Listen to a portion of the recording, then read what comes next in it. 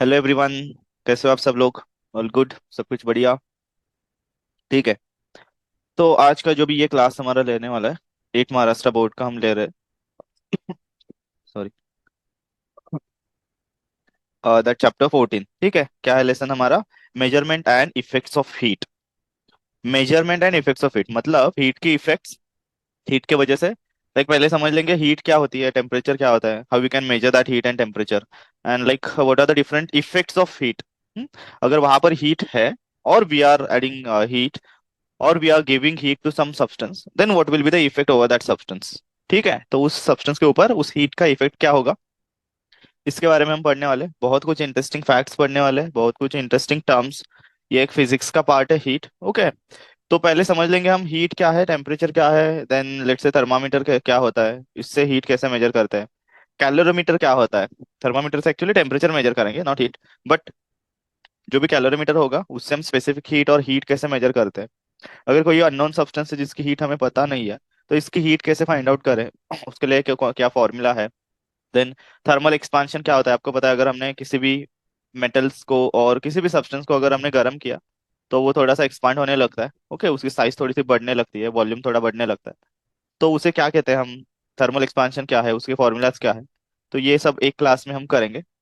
मैं ट्राई करूंगा कि एक वन शॉट लेक्चर ले लूँ इसके ऊपर, मतलब एक ही लेक्चर में, एक ही वीडियो में सब आपको पूरा लेसन मिल जाए। अलॉन्ग विद द एक्सरसाइज देखूंगा। ओके।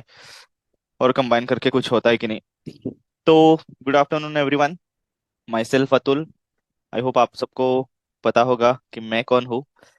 तो let's start, will start with will start that class with some basic questions, some can you recall questions. Okay, the first question, which sources do we get heat from. मतलब हमें heat जो भी मिलती है वो कौन कौन से सोर्सेज से मिलती है, हीट प्रोड्यूसिंग सोर्सेज कौन है। तो आपके दिमाग में सबसे पहले तो सन आ जाएगा, अभी गर्मी चल रही है आपको पता है। ये समर सीजन में तो सबसे पहले सन दिमाग में आ जाएगा, कितनी गर्मी है, कितनी हीट ये प्रोड्यूस कर रहा है। ठीक है। तो which sources do we get heat from, so I can write its answer. आप भी सोचो, चलो मैं भी एक एक ऐड करता रहूंगा। We get, and along with me if you can write, आप अपना नोटबुक एंड पेन भी निकालो और मेरे साथ ही लिखो, so दैट आपका भी टाइम बच जाए, नोट्स भी हो जाएंगे आपके पास। मैं तो ये सब जो भी लाइक यहाँ पर दिख रहा है ये सब शेयर कर ही दूंगा आपके साथ। So we get heat from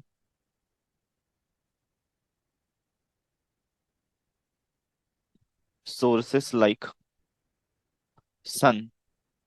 चलो पहले तो हमने सोचा सन से हमें हीट मिलती है, और किससे हीट मिलती है? By the combustion of any fuel. अगर किसी को फ्यूल, किसी भी फ्यूल को हम बर्न करेंगे, जलाएंगे, तो उससे हीट प्रोड्यूस होती है। Okay, I can write combustion of fuel. Then आपने देखा होगा अगर आप फ्रिक्शन वहां पर है ज्यादा, ओके, ब्रेक्स आपने देखा होगा, गाड़ी के टायर्स, तो वो गर्म होते हैं, ब्रेक्स गर्म होते हैं। ओके। तो जैसे आपने ऐसे इसे रब किया दोनों हैंड्स को, तो आपको वहां पर थोड़ी सी गर्मी महसूस होगी। ठीक है। तो फ्रिक्शन अगेन प्रोड्यूसेस हीट और it dissipates the heat, so I can right friction. Okay. और आपको कहाँ कहाँ से हीट मिलती है, गाड़ी का ही अगर एग्जांपल ले लेंगे तो इंजन गर्म होता है, वहां पर कंबशन ऑफ फ्यूल होगा। ओके।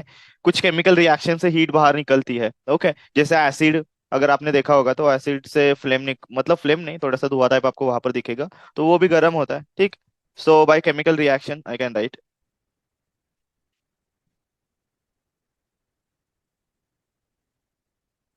ठीक है। सो एक्सेट्रा कर देंगे, बस कर देंगे ये वाला आंसर। आप अगर आपके पास और कुछ सोर्सेस है हीट के, तो you can right even earth is also producing like heat, because जो भी कोर है अर्थ का, like inside the core of the earth you can find that hot magma और लावा वी कैन कॉल। ठीक है, तो वो भी गर्म है, वो मोल्टन स्टेट में है, वहां पर ज्यादा हीट है।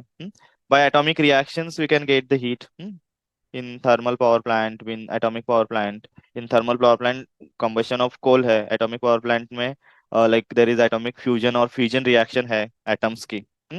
वहां पर हीट प्रोड्यूस होती है। I can write atomic reactions.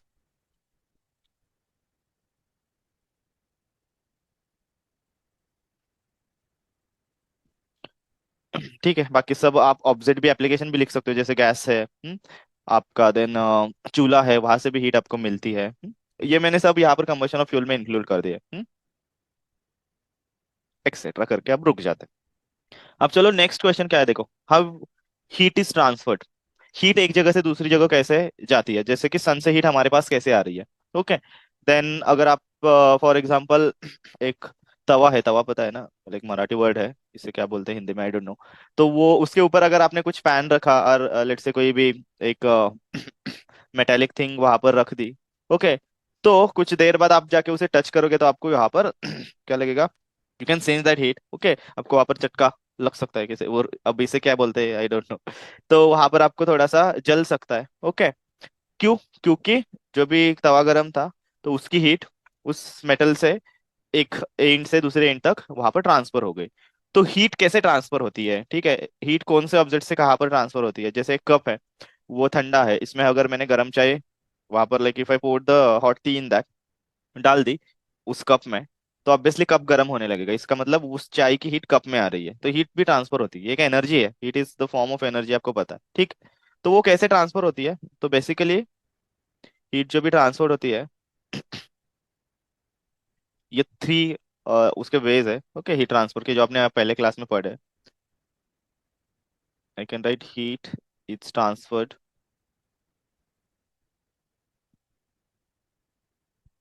Bye three methods और three ways, such as conduction, एक कंडक्शन से जहां पर पार्टिकल्स वहीं पर रहेंगे बट एनर्जी आगे बढ़ेगी, जैसे solid to solid heat transfer होती है। ओके, देन कन्वेक्शन, जैसे आपका पानी गर्म हो रहा है, वो उबल रहा है तो आपने नीचे लेट से जो भी पतीला होगा उसको हीट दी है। ओके, अब उसकी हीट पानी में आ गई, पानी भी गर्म होने लगा, अब नीचे का पानी भी गर्म होने लगा, नीचे का पानी जैसे गर्म हुआ तो वो आगे बढ़ के ऊपर आया, और ऊपर का ठंडा पानी नीचे आएगा, क्योंकि जो भी गर्म पानी होगा लाइक हॉट वाटर, उसकी डेंसिटी कम होगी वहां पर। ओके, तो डेंसिटी कम होगी तो वो ऊपर आएगा, बाकी like whatever cold water will be there, it comes to the down, तो वो नीचे आएगा वहां पर। तो इसे हम कन्वेंशन कहते हैं, जहां पर पार्टिकल्स मूव होते हैं। सॉलिड में पार्टिकल्स एक ही जगह पर वाइब्रेट करते हैं, बट अगर लिक्विड है, गैस है, तो पार्टिकल्स एक जगह से दूसरी जगह जाएंगे, तो वैसे वो हीट ट्रांसफर करेंगे, तो इसे कन्वेक्शन कहते हैं। Okay, and then last, radiation. ये विदाउट पार्टिकल यहाँ पर हीट ट्रांसफर होगी with the help of rays, radiation. Okay, so these are the three ways for the heat transfer, conduction, convection and radiation. Radiation में देखो सन से जो भी heat आ रही है वो रेडिएशन के फॉर्म में ही आ रही है, सन हमारे पास नहीं आ रहा, हम उसके कांटेक्ट में, कंडक्शन एंड कन्वेक्शन में कांटेक्ट लगेगा, contact between that two substances, clear, then only heat is going to transfer from one to another substance और like one and two other end. But radiation में उसकी कोई requirement नहीं है, सन से heat हमारे पास आ ही जाएगी with the help of radiation, whether there is any particle in between them और नॉट, पार्टिकल है और नहीं भी चलेगा, क्लियर, तब भी हीट हमारे पास आएगी। ओके, ठीक है। देन एक और बात इसमें याद रखो, हीट ट्रांसफर में heat always flows from hot object to cold object, मतलब हाई हीट हमेशा लो हीट के पास फ्लो करेगी। Okay, heat flows from hot object, I can write high heat,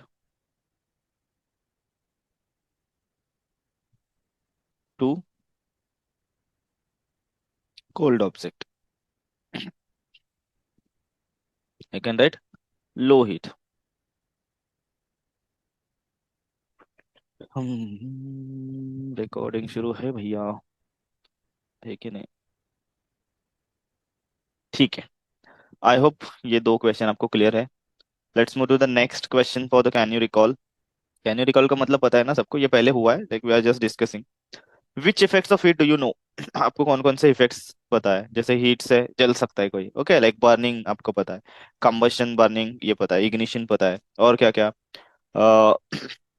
then कुछ एक्सपांशन, थर्मल एक्सपांशन शायद आपने पढ़ा होगा, बॉइलिंग पता है आपको, मेल्टिंग पता है, ओके, अगर हीट ऐड की तो बॉईल हो सकता है, वो मेल्ट हो सकता है, ठीक है। देन साइज चेंज हो सकती है, लाइक शेप एंड साइज उसकी बस चेंज हो सकती है। देन कुछ इलेक्ट्रिकल इफेक्ट्स भी आपने देखे होंगे आगे जाके, आप लाइक इलेक्ट्रिसिटी के हीट में हीटिंग इफेक्ट ऑफ इलेक्ट्रिसिटी भी पढ़ोगे। इलेक्ट्रिसिटी के यूज से, मतलब इलेक्ट्रिक करंट के यूज से हम हीट कैसे प्रोड्यूस करते हैं, ये एक आप सोर्स लिख सकते हो, यहाँ पर ऐड कर सकते हो। हीटर, इलेक्ट्रिक हीटर,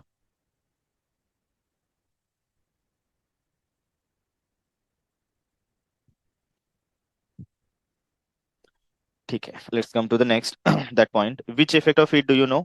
सो आपको कौन कौन से पता है? Let's say melting, heating can cause, I can write heating can cause,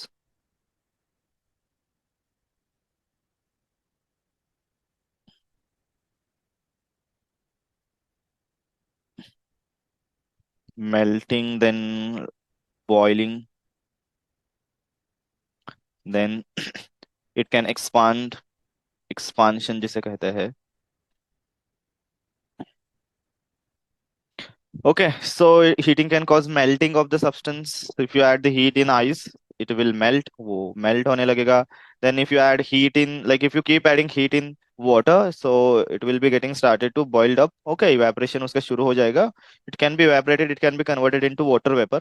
Then अगर आपने किसी metal rod को heat add की, so it can start to expand. उसका expansion होने लगेगा. So expansion is again okay. Then, moreover, you can write many things in that. Change in shape and size, change in state. I can write, okay, melting and boiling is nothing but the changing of that state. We can add that also. Let's say change in state of matter. Right? ठीक, बस ज्यादा नहीं, can you recall का है. Let's start our lecture, let's start our session. तो शुरू करते हैं directly with the various effects of heat. Now here you can see the boiling. Okay, then here you can see melting. I hope आपको ये picture समझ में आ रहा है. यहाँ पर वो पानी को उबाला जा रहा है. Okay, so water is boiled up, इसका मतलब इवेपोरेशन हो रहा है.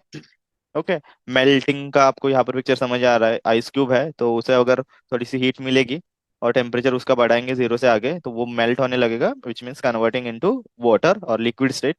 Then ignition, yes, heat can cause ignition, मतलब जल सकता है, बर्निंग हो सकता है. ओके, इसे हम इग्निशन कहेंगे.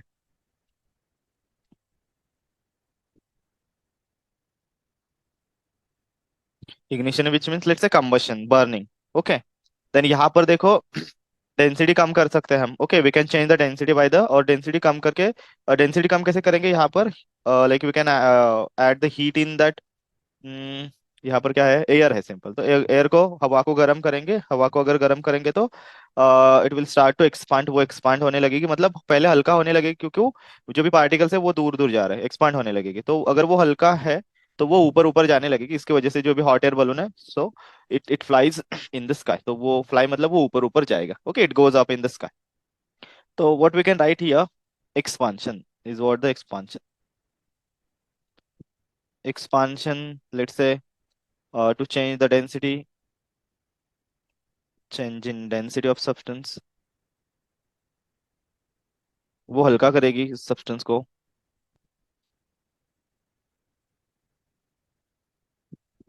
ठीक है. Okay, so that's what basics about the heat, उसके effects. Now let us understand in practice or exactly what is heat. So we'll, like, I have written all the related points here. You can just note it down in your notebook also. Along with me, we'll first understand it and then you can write. Heat, like, that is what the form of energy, basic like concept है. Heat is what the form of energy. We having different forms of energy. हमारे पास बहुत अलग अलग form of energy है. Let's say thermal energy, जिसे heat कहते हैं. Light energy है, we having sound energy, we having chemical, we having atomic energy, that is again one form of chemical. We having mechanical form of energy, electrical form of energy. So likewise heat is again one form of energy. It is again called as the thermal energy. You can add point here. It's what are known as thermal energy.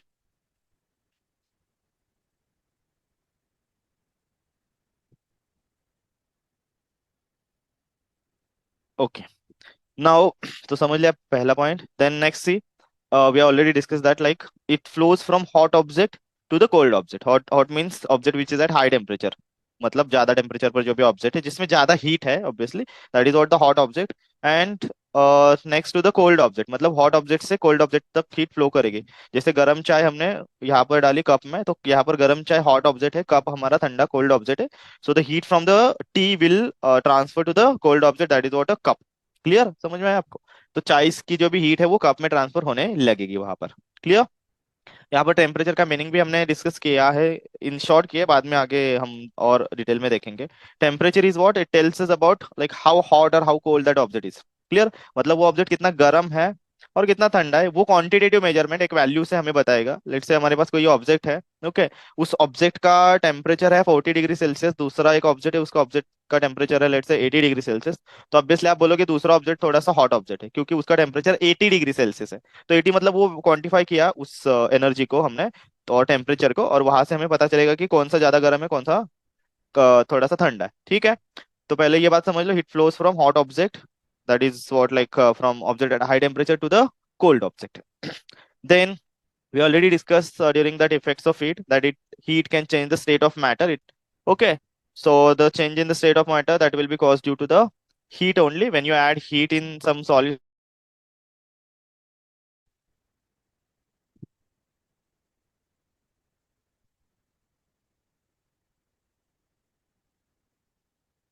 I hope मेरी आवाज सबको आ रही है। यहाँ पर कुछ तो गड़बड़ हुआ था, टेक्निकल बोल सकते हैं, पॉइंट इशू कुछ भी।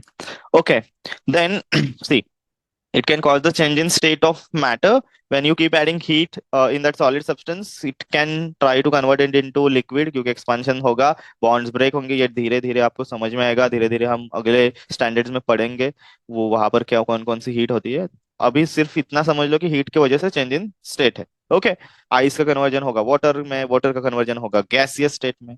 अब ये सब हीट ऐड करके हम कर सकते हैं, उल्टा रिमूव करके भी कर सकते हैं। If you like takes heat out from that object, उस ऑब्जेक्ट से हमने हीट निकाली, तो अगर स्टीम से हीट निकालोगे तो वो वाटर में कन्वर्ट होगा, वाटर को ठंडा करोगे तो वो आइस में कन्वर्ट होगा। क्लियर, देन नेक्स्ट क्या है देखो। हाँ, like for the measurement of it we know that if you want to quantify that energy we should express that into some units. Okay, हमें कुछ तो यूनिट्स में वहां पर एक्सप्रेस करना होगा, तो उसका ऐसा यूनिट होता है हीट का joule. Joule is what the SI unit of heat. Capital J, if you can write in one single letter, अगर वो whole word लिखना है तो small Joule, जूल। जूल एक साइंटिस्ट था, उसके नाम के ऊपर यहाँ पर हमने एसआई मतलब पता है, सिस्टम इंटरनेशनल होती है जहां पर हमने कुछ यूनिट्स फिक्स किए हैं, तो हमें यही यूज करना है हर बार। ओके, रुको थोड़ा यहाँ पर दिक्कत आ रही है, हाँ अब गई। So in SI we measure heat in joule, याद रखो। Then in CGS we measure heat in calorie. CGS में, सीजीएस मतलब सेंटीमीटर ग्राम सेकेंड सिस्टम में, हम कैलोरी ये यूनिट में हीट मेजर करते हैं। नॉर्मली हम जो भी खाते हैं ना, तो उससे जो भी हमें हीट एनर्जी मिलती है, नॉर्मली हीट एनर्जी जो भी मिलती है वो हम हीट एनर्जी जो भी मिलती है वो हम हीट के ही like what we can say form में हम कंसिडर करते हैं, और वो भी कैलोरी में ही मेजर करते हैं। आपने देखा होगा उस पैकेट में लिखा होता है 10 कैलोरी, 10 किलो कैलोरी। कितने हाइड्रोकार्बो लाइक क्या बोल सकते हैं, कार्बोहाइड्रेट से कितनी एनर्जी मिलती है, ग्लूकोज से कितनी एनर्जी मिलती है, प्रोटीन से कितनी एनर्जी मिलती है। ओके, वो आप आगे जाके पढ़ोगे, जैसे कि कार्बोहाइड्रेट से आपको 4 किलो कैलोरी पर ग्राम एनर्जी मिलती है, वैसे ही फैट से आपको 9 किलो कैलोरी पर ग्राम एनर्जी मिलती है। ठीक है, तो एनर्जी वो हीट के फॉर्म में होती है, इसी वजह से कैलोरी में, बट कैलोरी एक सीजीएस यूनिट है।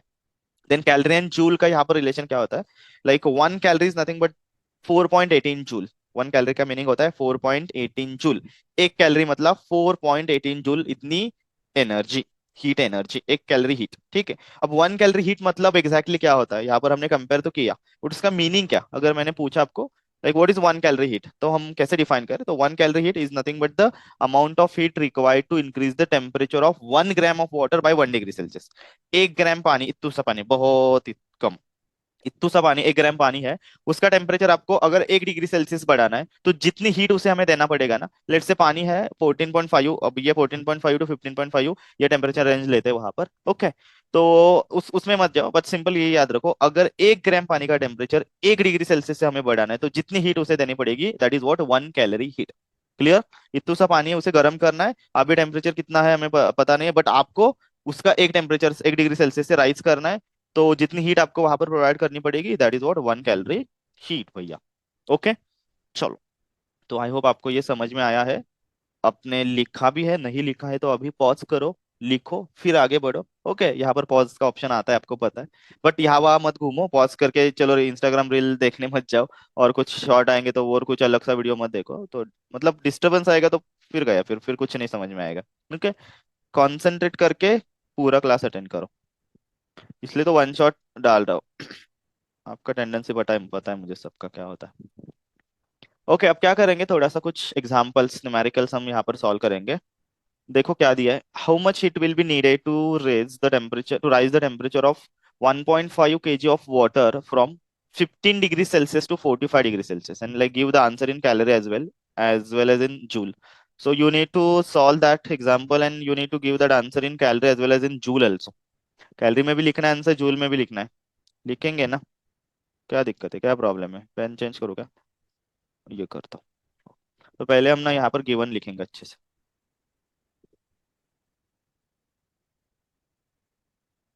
गिवन में क्या कह दिया, how much heat will be needed, कितनी हीट लगेगी भैया, भैया हीट कितनी लगेगी, हीट इससे डिनोट करते हैं, लेट से क्यू से, याद रखो हीट को क्यू से ज्यादातर डिनोट किया जाता है, एच से भी कर सकते हो, क्यू से भी करते हैं, क्यू, तो ये क्यू निकालना है हमें। Then the mass of substance दिया है, उस वाटर का मास दिया है, मास, तो मास कितना है, 1.5 kg। इसे सीधा पहले कन्वर्ट करेंगे ग्राम में, क्योंकि हमें पहले कैलोरी का निकालना है, फिर बाद में जूल का करेंगे। तो 1.5 kg तो मतलब कितना हुआ, 1500 ग्राम, इतना मास है। एंड देन ओके, मास को रिप्रेजेंट करते हैं एम से। और क्या दिया है, initial temperature and final temperature. Okay,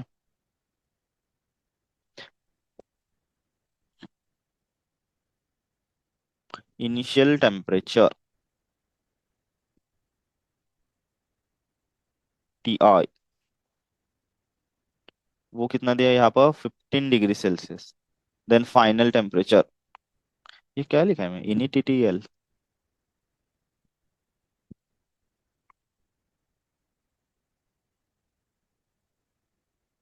okay, then final,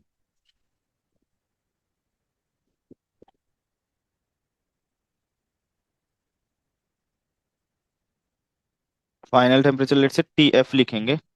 ये कितना है, 45 डिग्री सेल्सियस। अब चेंज इन टेम्परेचर कितना आएगा, फिर कितना चेंज करना है हमें, change in temperature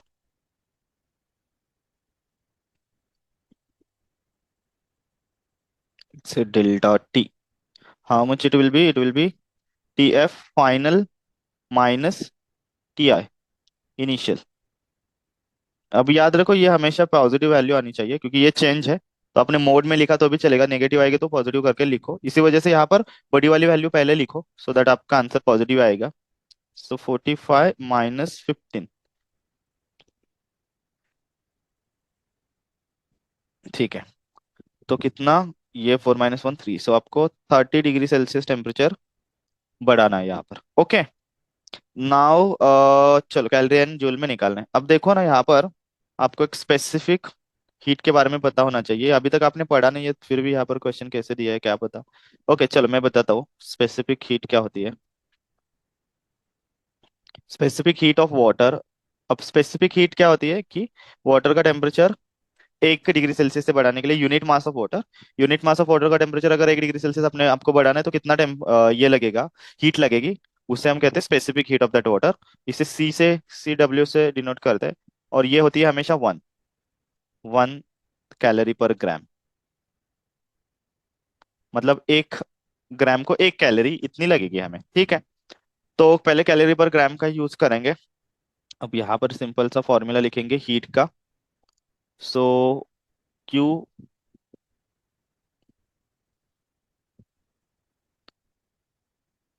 heat that will be mass of that substance into, ये याद रखो, दिमाग में डालो ऐसे अंदर, okay, mass of substance into like specific heat of that water और that substance into change in temperature delta T। Okay, that is what the Q. अब मास कितना है यहाँ पर बताओ मुझे, मास है 1500, into specific heat of water is 1, into change in temperature कितना है यहाँ पर 30, तो ये कितना आया, 15 3 × 75, and how many zero, 1 2 3 zeros, 3 zeros will be there, okay, so that will be ना कैलोरी, इतने कैलोरी हीट लगेगी। अब इसे हमें निकालना है किसमें, अब ये देखो कैलोरी में है, इसे राउंड करके रखते हैं, बॉक्स के भैया इसे जेल में डालते हैं, ठीक है, इतने calorie. Now you need to write in joule also. तो जूल का पता है हमें, 1 calorie is what, 4.18 joule. So heat in joule,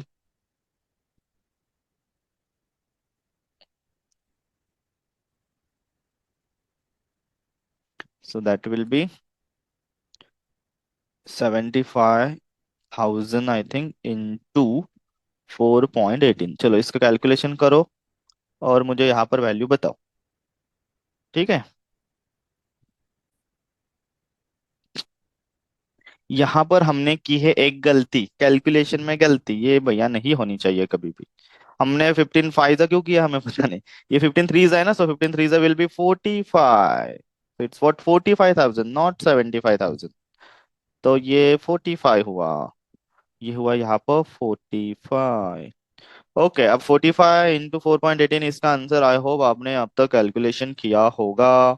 इसका है, कितना है, 188,100। 188,100 जूल्स, इतने जूल्स, ठीक है। तो कैलोरी में भी मिला हमें एंड इवन जूल्स में भी हमें इसका आंसर मिला है। ओके, जूल्स क्यों लिखा है मैंने, जूल्स लिखना है सिर्फ, याद रखो वो प्लूरल नहीं लिखते कोई भी यूनिट्स।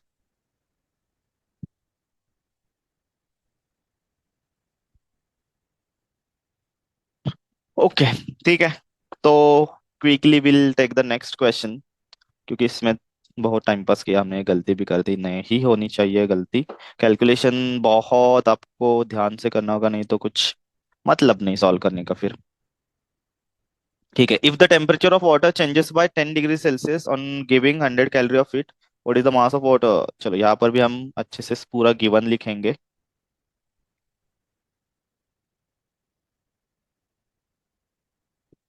अब if the temperature of water changes by 10 degree Celsius, तो डायरेक्टली चेंज इन टेम्परेचर दिया है इन्होंने, change in temperature,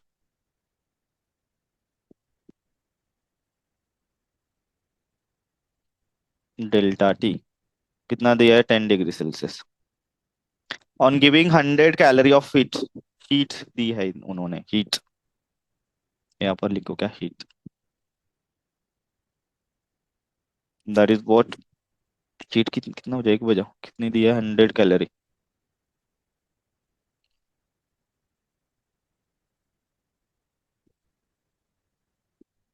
okay, now what is the mass of water, now they are asking mass.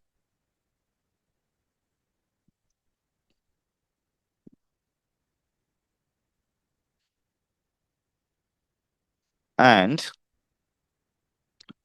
We know that the specific heat, ये आपको वहां पर लिखनी ही है शायद आपके बुक में ना, वो ये फॉर्मूला यहाँ पर अभी तक यूज ही नहीं किया है, मतलब ये टर्म ही यूज नहीं किया है।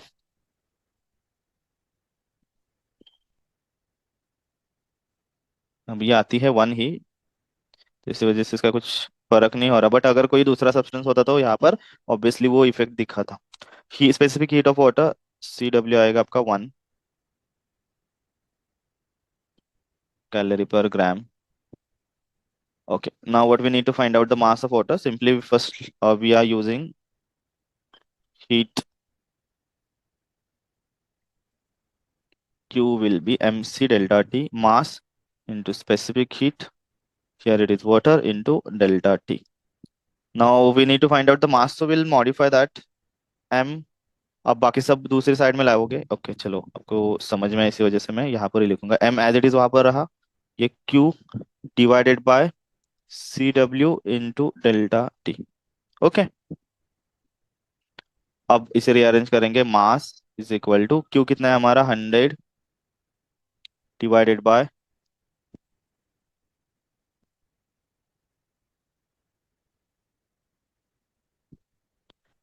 CW कितना है 1 इंटू डेल्टा टी कितना है हमारा 10। So 10, 10 the 100, so you'll get mass as 10 gram। चलो, तो मास of that water will B 10 gram. Mass of water कितना आएगा यहाँ पर, 10 ग्राम। Okay, clear? ठीक है। अब ये अगर 100 कैलोरी है तो यहाँ पर 10 ग्राम। शायद आपके बुक में अलग दिया है, आपके बुक में कितना दिया है, यहाँ पर 300 कैलोरी दिया है, 300। चलो, अगर 100 कैलोरी है तो ये 10 ग्राम आएगा। मास of water, that will B, मैंने थोड़ा सा वैल्यू चेंज करके यहाँ पर सॉल्व किया था, ओके। अब यहाँ पर अगर मैंने 100 कैलोरी रखा, सॉरी 300 कैलोरी रखा, तो आपका आंसर क्या आना चाहिए? 30 ग्राम आएगा। Okay, clear? क्योंकि 300 डिवाइडेड बाय 10 आएगा आपके बुक से, आप घर में सॉल्व करो अच्छे से। ठीक है, चलो, तो हम अब आगे बढ़ेंगे।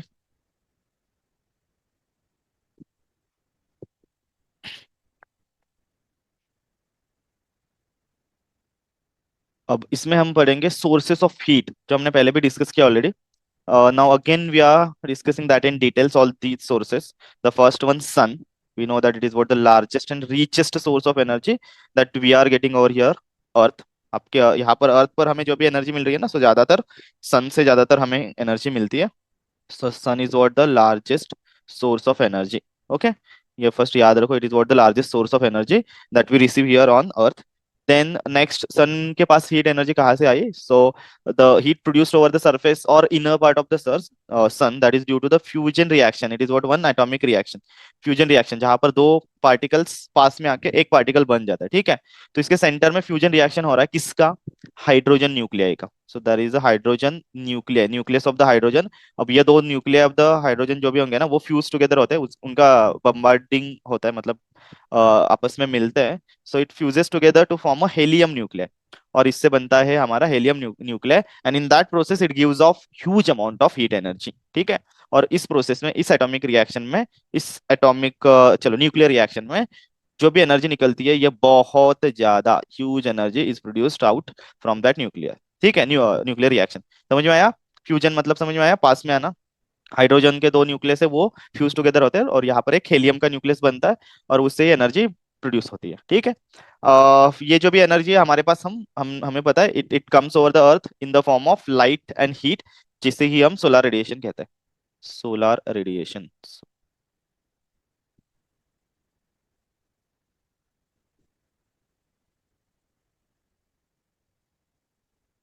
Okay, so it reaches over the earth through that solar radiations. So that again you need to know. So these are some basic points related to the sun, which is what the largest source of energy. Next, we are coming over the point earth. हमारी अर्थ भी एक बड़ा source है energy का, because like आपको पता है, at the core of the earth you will find that molten lava, which is like about 5000 degree Celsius उसका टेम्परेचर होता है inside the earth. Okay, so that heat is known as geothermal energy, और geothermal heat भी बोल सकते हैं। So the geothermal heat given by that earth, okay, that we again use it for the different purpose. Geothermal power plant भी आपने कभी सुना होगा। अब ये जो भी हीट है, ये कहाँ से मिलती है? That is what the heat energy due to molten core inside that earth, okay, at its centre. Centre पर एक बहुत मोल्टन लावा, मोल्टन मैग्मा है, उसकी वजह से जो हीट निकल रही है, that is what is geothermal heat. तो अर्थ से जो भी हीट मिलती है हमें, अर्थ क्रस्ट और उसके नीचे से भी, इसे हम कहेंगे जियोथर्मल एनर्जी। इसी वजह से आपको कुछ कई जगह पर हॉट स्प्रिंग्स देखने मिलेंगे। ओके, हॉट स्प्रिंग्स पता है ना आपको, कि यहाँ पर थोड़ा सा लेक टाइप होता है, like not lake type, pond type, but वहां पर पानी गर्म होगा। हॉट स्ट्रीम्स भी बोल सकते हैं, हॉट स्प्रिंग्स भी बोलते हैं उसे। नेक्स्ट है केमिकल एनर्जी। केमिकल एनर्जी से भी हमें हीट मिलती है। How we can get the heat from the those substances? By combusting it, by burning them. So we having those hydrocarbon fuels like fossil fuels, we having petroleum products, we having coal, wood, जिसमें carbon ज्यादातर होता है, organic substances are there. Now by burning them we will get the energy, and that is what a heat energy, ठीक है। अगर हम उसे जलाएंगे, उन पेट्रोलियम प्रोडक्ट्स को, पेट्रोल, डीजल, केरोसिन जो भी है रॉकेल का, तो इसे जलाएंगे तो हमें हीट एनर्जी मिलेगी। कोल को जला के भी मिलेगी, वुड को जला के भी मिलेगी, ठीक है। कपड़ों को जला के भी मिलेगी। अभी होली में आपने देखा होगा, कचरा जला के भी आपने हीट प्रोड्यूस की थी। नेक्स्ट है, लेट्स से इलेक्ट्रिकल एनर्जी से भी हमें हीट मिल सकती है। Now, how when we pass electric current through any resistor, so it opposes that electric current, and because of that heat is going to produce. मतलब अगर किसी रेजिस्टर में से रेजिस्टेंस जहां पर ज्यादा है करंट को, इसमें से हीट प्रोड्यूस पास कर, सॉरी, इसमें से करंट पास करेंगे तो वहां से हीट आपको मिलेगी, ठीक है। तो जैसे कि इलेक्ट्रिक आयरन होता है, आपकी प्रेस है इलेक्ट्रिक प्रेस, इंडक्शन हीटर होगा इलेक्ट्रिक हीटर होगा, ओवन होगा होगा माइक्रोवेव ओवन। तो इसमें ये मैंने यहाँ पर गलती से एक्सेट्रा लिखा पहले ही, माइक्रोवेव ओवन, तो वहां पर भी इलेक्ट्रिक करंट पास करके हम हीट प्रोड्यूस करते हैं। सो इसका मतलब ये heating effect of electric current है। धीरे 9th 10th में आप आगे और पढ़ो, लाइक पढ़ने वाले हैं इसके बारे में। देन एटॉमिक एनर्जी से, ये तो हमने बहुत बार अभी डिस्कस किया है, न्यूक्लियर रिएक्शन जो भी होती है, रेडियोएक्टिव एलिमेंट जो भी हेवी एलिमेंट्स होते हैं, uranium, thorium, plutonium, likewise, okay. तो इनकी न्यूक्लियर रिएक्शन से बहुत ज्यादा एनर्जी बाहर निकलती है, and that is what in the form of heat, वो एक हीट के फॉर्म में होती है, जिसे हम एटॉमिक एनर्जी भी कहते हैं और न्यूक्लियर एनर्जी भी कहते हैं। Then even air is also well, like one of the source of heat. It traps the heat coming from that sun. It traps the heat energy coming from that sun. और यहाँ पर अर्थ पर हम कुछ जलाते हैं, ये व्हीकल्स है, ये सब है, इनसे जो भी हीट बाहर निकलेगी, ये सब एटमॉस्फेयर में ट्रैप होगी, ठीक है। अब इसके लिए बहुत ग्लोबल वार्मिंग इसकी वजह से कॉज हो रहा है, मतलब green house gases, like these are the major responsible factors for that heat is getting trapped in the atmosphere, okay. तो एटमॉस्फेयर में जो भी ट्रैप हुई हीट है, तो इसी वजह से एयर में हीट है, हवा हमें थोड़ी गर्म लगती है। अभी समर में तो आपको पता है बाहर इतना ड्राइनेस है, इतना आपको हीट लगेगी, तो आपको लगेगा कब जाके एसी में बैठूं, एसी नहीं होगा तो फैन के नीचे कब जाके पानी पियो। चलो, पानी से मुझे याद आया, अ, ठीक है, मैं बाद में थोड़ा सा पानी पी लेता हूँ, अभी हम ये वाला पॉइंट कंप्लीट करेंगे, ठीक है। नहीं, एक काम करेंगे, अभी थोड़ा सा रुकेंगे, you can try to note down all this points, थोड़ा सा पीछे जाके पॉज करके सब लिखो, तब तक मैं यहाँ पर पानी पी लेता हूँ। पानी मतलब पानी नहीं है, थोड़ा सा ड्रिंक है,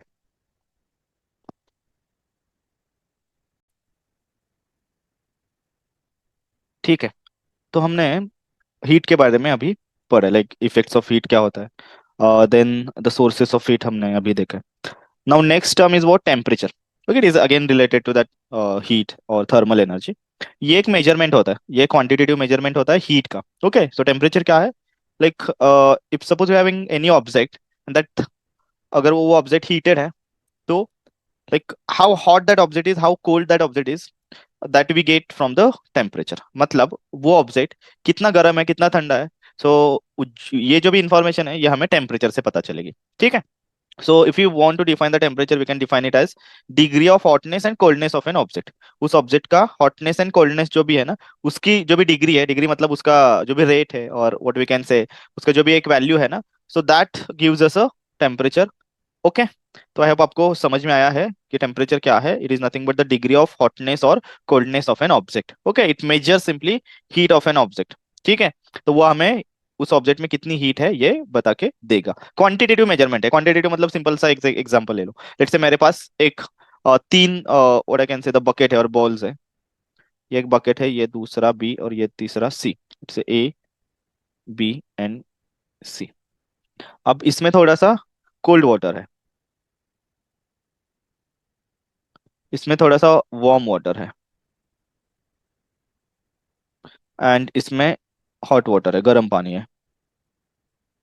अब मैंने क्या किया, अगर मैंने पहले मेरा हाथ कोल्ड वाटर में रखा, if I dip that like my hand in cold water, and फिर बाद में मैंने वो थोड़ा सा वार्म वाटर में रखा, तो मुझे थोड़ा यहाँ पर हॉटनेस फील होगा। मुझे लगेगा कि B1 जो भी है वो ना गर्म पानी है, क्योंकि पहले मैंने हाथ कहाँ पर रखा था, कोल्ड वाटर में, ठीक है। तो उसके कंपैरिजन में वार्म वाटर ऑब्वियसली ज्यादा गर्म होगा, तो यहाँ पर मुझे लगेगा कि ये B1 है ना, ये हॉट वाटर है। बट नेक्स्ट टाइम अगर मैंने हॉट वाटर में हाथ रखा, और वही हाथ अगर मैंने वार्म वाटर में रखा, ओके, तो यहाँ पर मुझे ये वार्म वाटर लगेगा cold.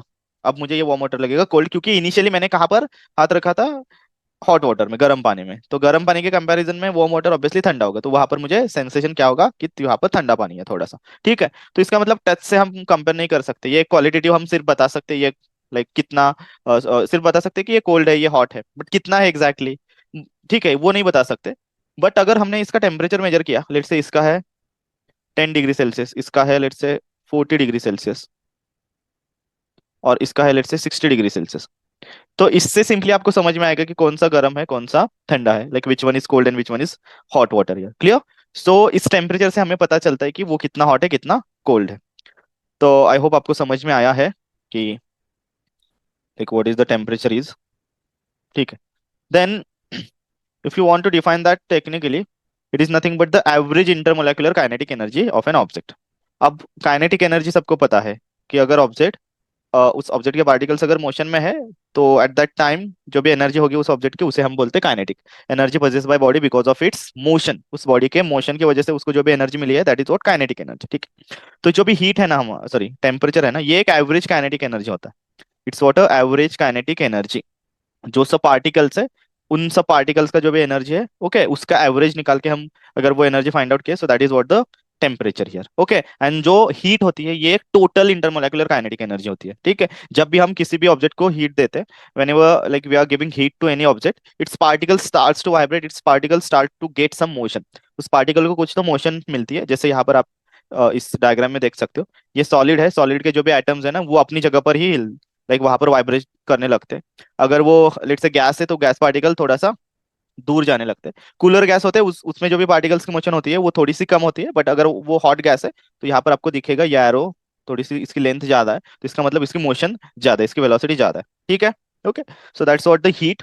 So heat is what total intermolecular kinetic energy, and temperature is what average intermolecular kinetic energy. Heat is what one form of energy, temperature is nothing but the measurement of that heat. Clear? Quantitative measurement of that heat, like how hot and how cold that object is. Clear? Okay. Then next, what is potential and what is kinetic energy, एक simple can you recall का question है। तो potential मतलब हमें पता है, the energy possessed by body because of its position और state और height. Okay, with respect to some reference, तो कोई भी रेफरेंस है, उस रेफरेंस पॉइंट से उस ऑब्जेक्ट की लाइक हाइट कितनी है, उसकी पोजीशन क्या है, उसकी स्टेट क्या है, इसी वजह से अगर उस ऑब्जेक्ट में कुछ एनर्जी है, then that is what potential energy. How we can define energy possessed by body because of its what position और स्टेट। ठीक है। जैसे कि बो एंड एरो में आपने देखा होगा कि लाइक उस बो को मैंने इतना स्ट्रेच किया स्ट्रिंग को, तो थोड़ा सा जाके एरो गिरेगा, और ज्यादा स्ट्रेच किया तो वो और ज्यादा उसमें एनर्जी समा जाएगी, और वो एरो और ज्यादा आगे जाएगा। ठीक है। तो इसे इलेस्टिक पोटेंशियल कहते हैं। जैसे ग्रेविटेशनल पोटेंशियल वो भी होती है, जितना आप ऊपर जाओगे तो आप आपके अंदर थोड़ा ज्यादा एनर्जी वहां पर दिखेगी। ठीक है। देन काइनेटिक एनर्जी क्या होती है, कि अगर कोई ऑब्जेक्ट मोशन में है, suppose any object is in motion, then at that time it again possess some energy, that energy is what kinetic energy. जैसे कि फैन घूम रहा है वहां पर, तो उसे अगर हाथ लगाया हमने तो कट जाएगा, बट अगर फैन स्टेट ऑफ रेस्ट पर है, तो उसे अगर हाथ लगाए तो कुछ नहीं होगा। इसका मतलब जब भी घूम रहा था, तो उस टाइम उसके अंदर कुछ तो अलग से एनर्जी थी। ठीक है। क्लियर? काइनेटिक एनर्जी मतलब energy possessed by body because of its motion, उसके मोशन की वजह से जो भी एनर्जी मिली है, that is what kinetic energy. Clear? समझ में आया? ओके। काम कर सकते हो, यहाँ पर लिख भी सकते हो आप।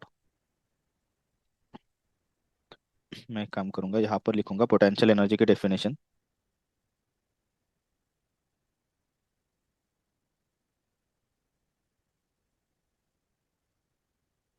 तो पोटेंशियल एनर्जी क्या है?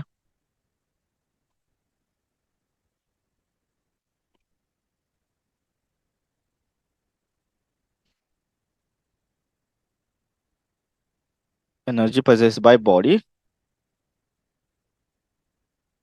Due to its specific state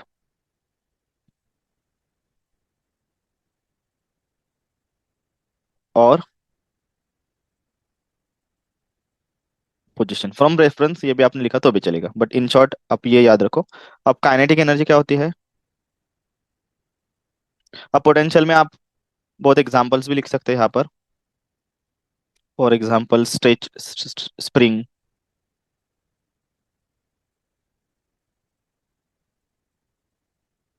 water in a dam at hill. Okay, और जो भी डैम होते हैं उसमें जो भी पानी स्टोर किया हुआ है।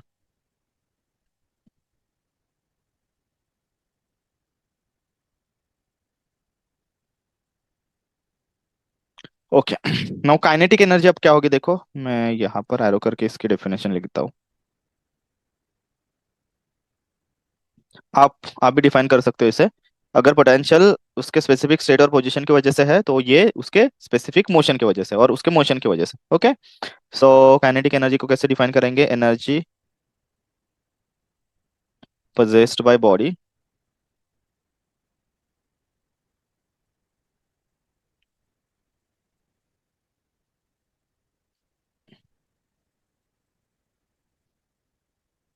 due to its motion, due to the motion of body. Okay, so that's what kinetic energy. ये क्या है अपनी काइनेटिक एनर्जी। अब इसमें हाथ आप एग्जांपल रख सकते हो।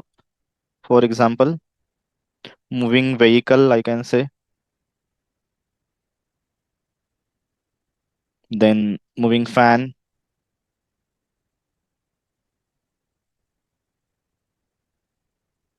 क्लियर? ठीक है। ठीक है। तो अब हम let's say will see the units of temperature. Temperature हम कौन कौन से यूनिट में मेजर करते हैं? जैसे हमने हीट के बारे में देखा था, we are measuring heat in SI it is what a joule, and in CGS it is what calorie, right? उसका रिलेशन भी देखा था। अब यहाँ पर हम टेम्परेचर का देखेंगे। So temperature is measured in many different units as like Celsius, then Fahrenheit is also there. Okay, degree Fahrenheit and Kelvin. So degree Celsius, degree Fahrenheit and Kelvin. Where ये याद रखो कि Kelvin is what the SI unit of temperature. ठीक है? SI unit of temperature क्या होता है? अभी आप इतना ज्यादा यूज नहीं करेंगे 8th स्टैंडर्ड में। 9th एंड 10th में ज्यादातर इसका यूज होगा। 11th 12th में तो हर हर जगह आप केल्विन ही देखोगे। SI unit of temperature।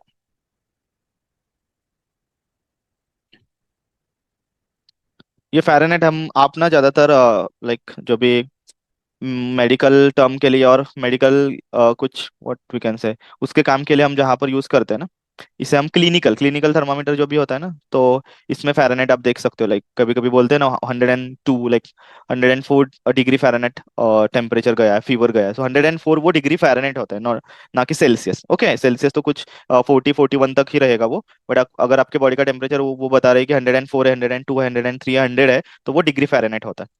और केल्विन जो भी है ये आपका ऐसा यूनिट है टेम्परेचर का,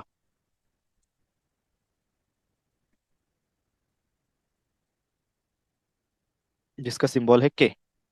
अब इन तीनों का रिलेशन क्या है, इनका कंपैरिजन क्या है? तो इसके लिए एक सिंपल सा फॉर्मूला, मतलब सेल्सियस एंड फ़ारेनहाइट के लिए एक सिंपल सा फॉर्मूला याद रखो। सेल्सियस में जो भी डिविजन्स होती है ना, ये 0 to 100 ऐसी डिविजन्स होती है, तो 100 डिविजन्स होती है। ओके, एंड जो फ़ारेनहाइट में डिविजन्स होती है ना, तो वो 180 डिविजन्स होती है। तो इनका सिंपल याद रखो, F-32।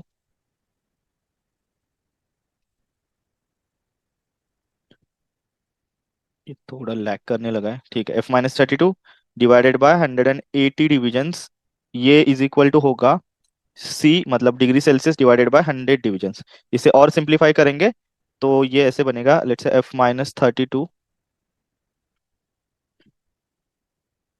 ये स्केल्स है, जो भी सेल्सियस फ़ारेनहाइट केल्विन है ना, ये स्केल है।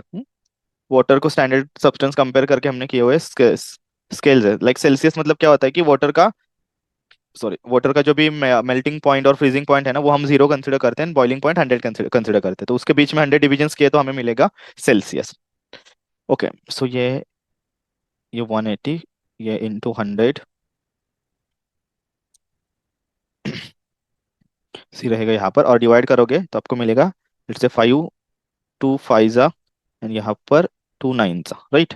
सो आप इसे और सिंप्लीफाई करके लिख सकते हो, F-32 divided by 9 is equal to C divided by, again ये 5 यहाँ पर लाओ। So that will be the relation between degree Celsius and Fahrenheit. ये आपको मिला यहाँ पर relation degree Celsius and degree Fahrenheit का। ओके, तो ये एक याद रखो। Then degree Celsius and Kelvin का क्या रिलेशन है? तो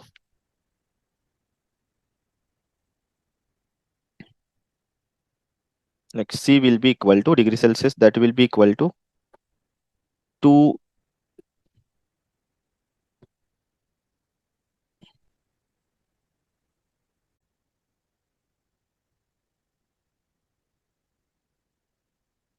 no, Kelvin will be equal to, okay, that will be C plus 273.15। ये 273.15 क्या होता है? ये एक एब्सोल्यूट जीरो टेम्परेचर होता है। इसके बारे में आप 11th स्टैंडर्ड में और अच्छे से पढ़ोगे। अभी सिर्फ याद रखो, ये एक होता है एब्सोल्यूट जीरो टेम्परेचर, जहां पर वॉल्यूम एंड प्रेशर उस वाटर का, उस सब्सटेंस का जीरो होता है, ठीक है। तो केल्विन मतलब क्या होता है? केल्विन मतलब, केल्विन को कंपेयर अगर आपको कन्वर्ट करना है तो कैसे करना है? डिग्री सेल्सियस प्लस 273.15, आप सीधा 273 ऐड किया वहां पर तो भी चलेगा। तो ये दोनों रिलेशन आप अच्छे से याद रखो। ओके, तो F-32 divided by 9 is equal to C by 5 and Kelvin K is equal to C plus 273.15। Clear? Okay, अब यहाँ पर देखो, आप तीनों यूनिट्स में कुछ यहाँ पर पॉइंट्स हैं, जैसे कि boiling point of water in 3 units देखो। फ़ारेनहाइट में रहेगा लाइक 212, डिग्री सेल्सियस में रहेगा 100 एंड केल्विन में रहेगा 273.15। केल्विन क्या होता है? Degree Celsius plus 273.15। तो 100 प्लस 273 किया तो आपको 373.15 मिलेगा। फ्रीजिंग पॉइंट डिग्री सेल्सियस में तो जीरो है, हमें पता है, बट डिग्री फ़ारेनहाइट में होता है वो 32 एंड केल्विन में होता है वो 273। ओके, 0 + 273.15 सिंपल करना है। रूम टेम्परेचर जो भी होता है नॉर्मल टेम्परेचर, वो 23 डिग्री सेल्सियस कंफर्टेबल माना जाता है। देन डिग्री फ़ारेनहाइट में वो रहेगा 72 एंड केल्विन में रहेगा उसमें 273.15 ऐड करके 296। Then boiling point of mercury, mercury पता है ना सबको, पारा जिसे कहते हैं। तो ये मर्क्यूरी का जो भी बॉइलिंग पॉइंट है, okay, so that is what in degree Celsius. Fahrenheit आप में आप कन्वर्ट कर सकते हो बाद में फॉर्मूला लगा के। डिग्री सेल्सियस में याद रखो 356.7 and freezing point of mercury that will B -38.8। It is what minus, ठीक है। तो आप सिंपल पानी के लिए याद रखो boiling point of water, freezing point of water and room temperature. Okay, for all three units, in all three units. चलो, now will solve some questions.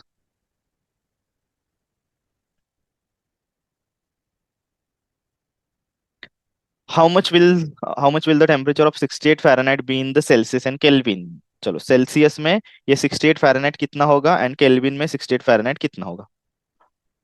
ठीक है, यहाँ पर बहुत लैग करने लगा है ये। तो फ़ारेनहाइट में कितना दिया है वो, that F will be 68 degree Fahrenheit. हमें निकालना है सेल्सियस में, तो रिलेशन पता है हमें, using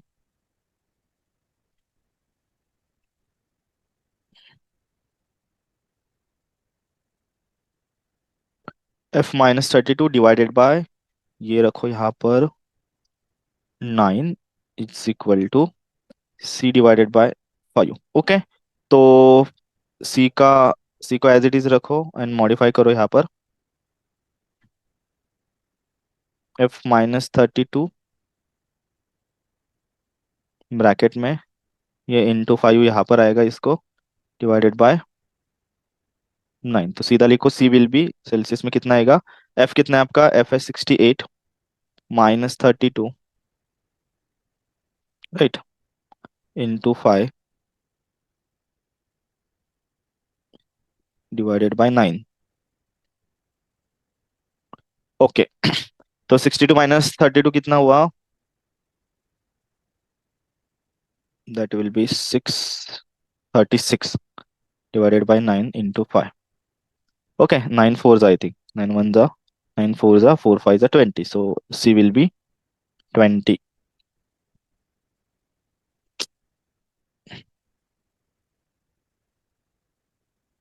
okay, so that will be 20 degree Celsius. So degree Celsius में आपको मिलेगा 20। अब आपको सिंपल यहाँ पर फ़ारेनहाइट में, सॉरी केल्विन में निकालना है। तो केल्विन में पता है, Kelvin will be C plus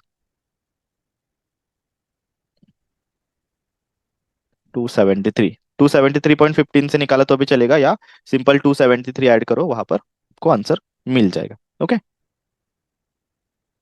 चलो, तो सी कितना है यहाँ पर, 20 + 273.15। तो केल्विन का कितना मिला यहाँ पर आपको,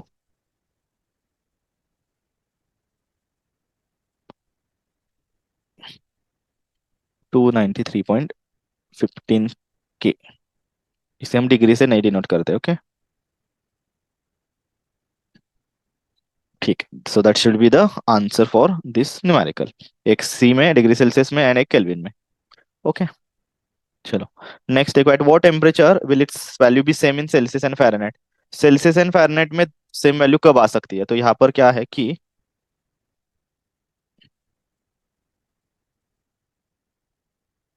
जो भी फ़ारेनहाइट है that will be equal to Celsius.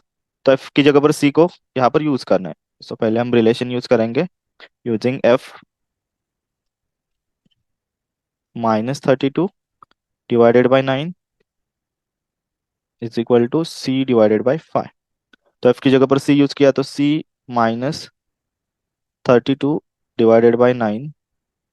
Okay, ये 5 यहाँ का मल्टीप्लीकेशन में आएगा इंटू 5 इज इक्वल, एक काम करते हैं, इस 9 को भी वहां पर मल्टीप्लाई करते हैं। सो ये 5 यहाँ पर मल्टीप्लीकेशन में आएगा एंड ये 9 सी को मल्टीप्लाई होगा। ओके, तो ये होगा 5C माइनस 5 2 10, देन 1 5 3 15 प्लस 116, ये 160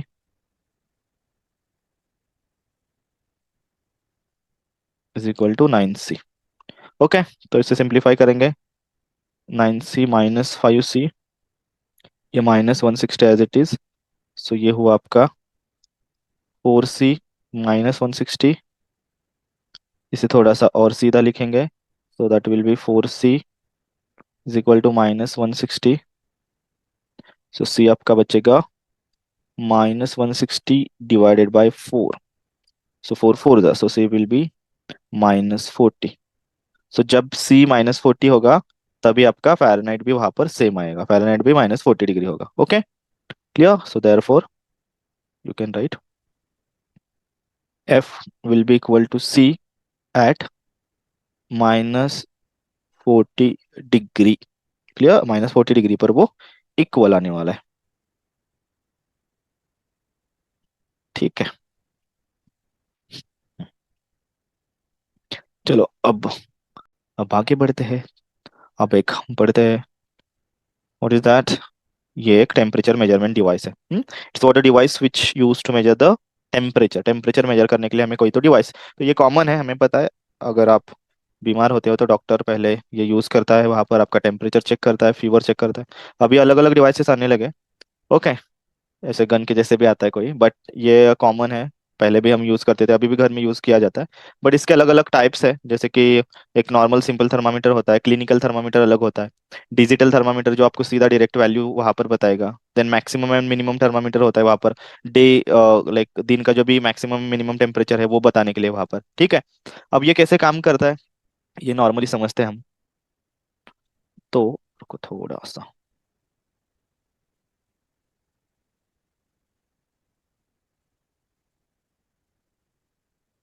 इसे सीधा करते थोड़ा।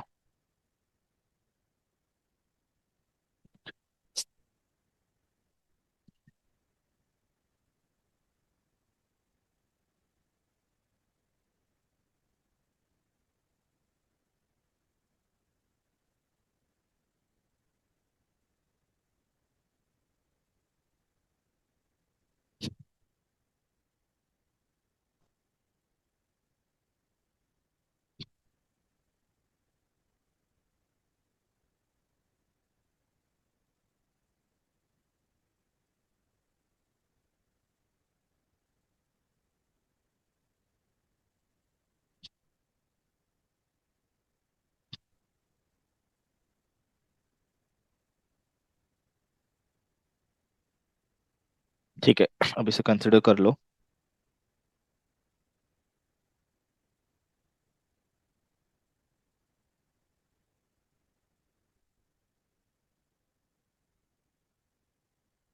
अब ये थोड़ा अच्छा दिख रहा है, हाँ। अब इसके बीच में ना, इसके बीच में हम मर्क्यूरी और अल्कोहल फिल करते हैं। इसमें कैपिलरी ट्यूब होती है, बहुत ही पतली छोटी सी, एक ग्लास का सरफेस है यहाँ पर। ओके, इसके बीच में कैपिलरी ट्यूब होती है, ये पतली वाली।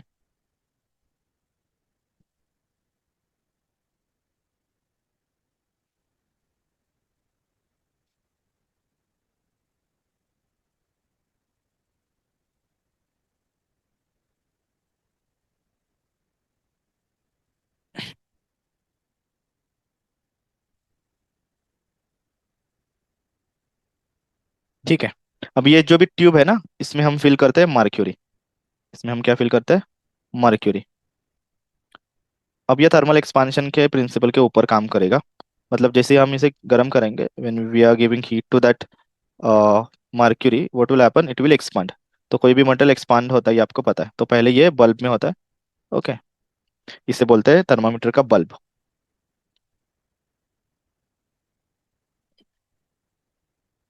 जिसे हम इसे गर्म करेंगे, ओके, मतलब किसी गर्म सरफेस के ऊपर रखेंगे, तो ये हीट एब्जॉर्ब करके ये एक्सपांड होगा, ये गर्म होगा तो ये एक्सपांड होगा, सो इट विल राइज। एंड यहाँ पर फिर स्केल होता है, ये कैलिब्रेटेड स्केल होता है। ओके, जहाँ पर कुछ नंबर्स दिखेंगे आपको, 0 1 2 3 ऐसे कुछ। ये यहाँ पर बहुत लैग करने लगा, ठीक है। जीरो, देन कुछ 1 2 3 10, लाइकवाइज ओके अप टू 100, और उसकी जो भी रेंज है उतना वहां पर स्केल होगा। तो ये जैसे ही राइज होगा, फॉर एग्जांपल अगर ये 30 है, अगर ये डिग्री सेल्सियस में बता रहा है, तो ये यहाँ तक राइज होगा मर्क्यूरी। ठीक है। फिर बाद में जैसे टेम्परेचर कम होगा तो ये फिर से नीचे बल्ब में आएगा, फिर से कांटेक्ट होगा वो। तो ये कॉन्ट्रैक्शन एंड एक्सपांशन के प्रिंसिपल के ऊपर यहाँ पर काम करता है।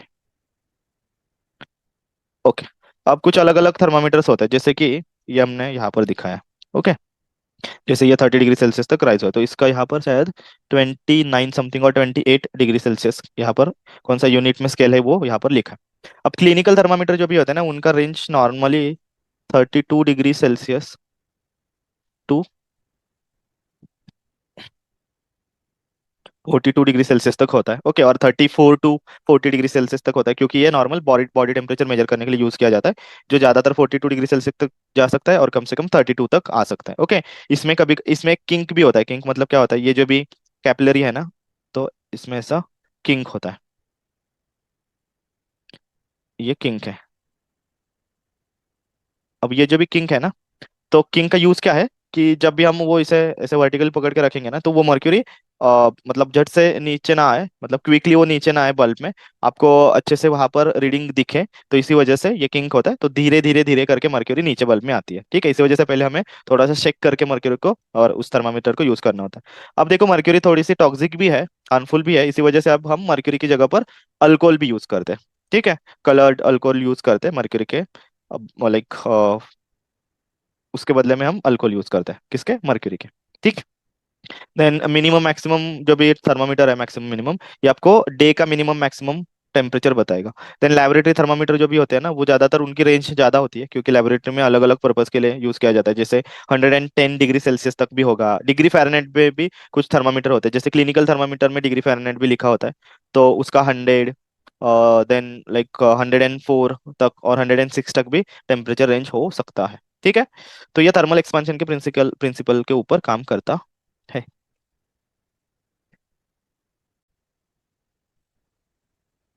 ठीक है। तो नेक्स्ट पॉइंट क्या है, thermal equilibrium and heat exchange. अब देखो समझते हैं थर्मल इक्विलिब्रियम क्या होता है। कि अगर आपके पास लेट से यहाँ पर दो ऑब्जेक्ट्स है, ये है आपका ए ऑब्जेक्ट, इसका कुछ तो हीट है, मतलब ये कुछ अलग टेम्परेचर पर है, एंड अब ये है बी ऑब्जेक्ट। ठीक है। अब टेम्परेचर ऑफ ए जो भी है ना, ये बी से ज्यादा है। Okay. Now whenever you keep that B object close to A, और उसके कांटेक्ट में अगर लाओगे, तो क्या होगा, ए की जो भी हीट है वो बी में ट्रांसफर होगी। ओके। इसे कंडक्शन भी हम कहते हैं। सो कंडक्शन के वजह से यहाँ पर हीट ट्रांसफर होगा, और हमें पता है like heat is like what energy which transfer from hot object to cold object. तो ये अगर यहाँ पर हॉट है, तो ए की हीट बी में यहाँ पर ट्रांसफर होगी। ओके। देन ये कब तक ट्रांसफर होती रहेगी, जब तक इन दोनों में जो भी हीट है वो इक्वल नहीं हो जाती। ओके। टिल टी ए, जब तक टी बी मतलब टेम्परेचर ऑफ बी, ये दोनों जब तक इक्वल नहीं हो जाते, तब तक ये ट्रांसफर करेंगे। इसे ही हम कहते हैं थर्मल इक्विलिब्रियम। अगर इसके कांटेक्ट में अगर कोई तीसरा ऑब्जेक्ट भी हमने लाया, तभी भी वैसा ही होगा। ओके। ये तीनों एक ही टेम्परेचर अटेंड करने की कोशिश करेंगे, फिर वो तीनों ऑब्जेक्ट सराउंडिंग का जो भी टेम्परेचर है, उन सराउंडिंग का टेम्परेचर अटेंड करने की कोशिश करेंगे, बट तीनों एक इक्विलिब्रियम में आने की कोशिश करेंगे। ठीक है। तो इसे हम कहते हैं थर्मल इक्विलिब्रियम। ओके। अब ये क्यों हो रहा है, ये हो रहा है हीट एक्सचेंज की वजह से। यहाँ पर हीट एक्सचेंज हो रही है, हीट एनर्जी एक्सचेंज हो रही है। हीट एक्सचेंज कैसी होती है, hot object to cold object. ठीक है। Heat always flows from hot object to cold object, जो भी गर्म है उससे वो कोल्ड में, जब तक वो दोनों की लेवल सेम नहीं हो जाते। ठीक है। ओके चलो। तो ये है आपका heat exchange and thermal equilibrium. Next specific heat क्या होती है। स्पेसिफिक हीट के बारे में हमने पहले भी डिस्कस किया है, जैसे 1 कैलोरी के बारे में हमने हम डिस्कस कर रहे थे at that time. So specific heat भी वही सेम है, like it is what the amount of heat,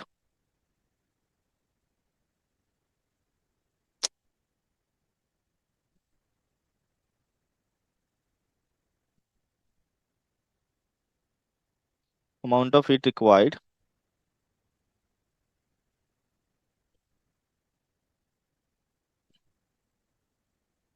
to raise the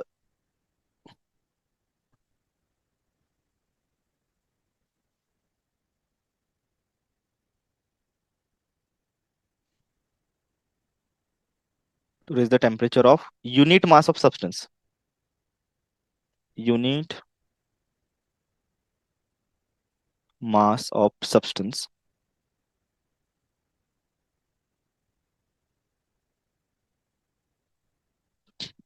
by 1 degree Celsius.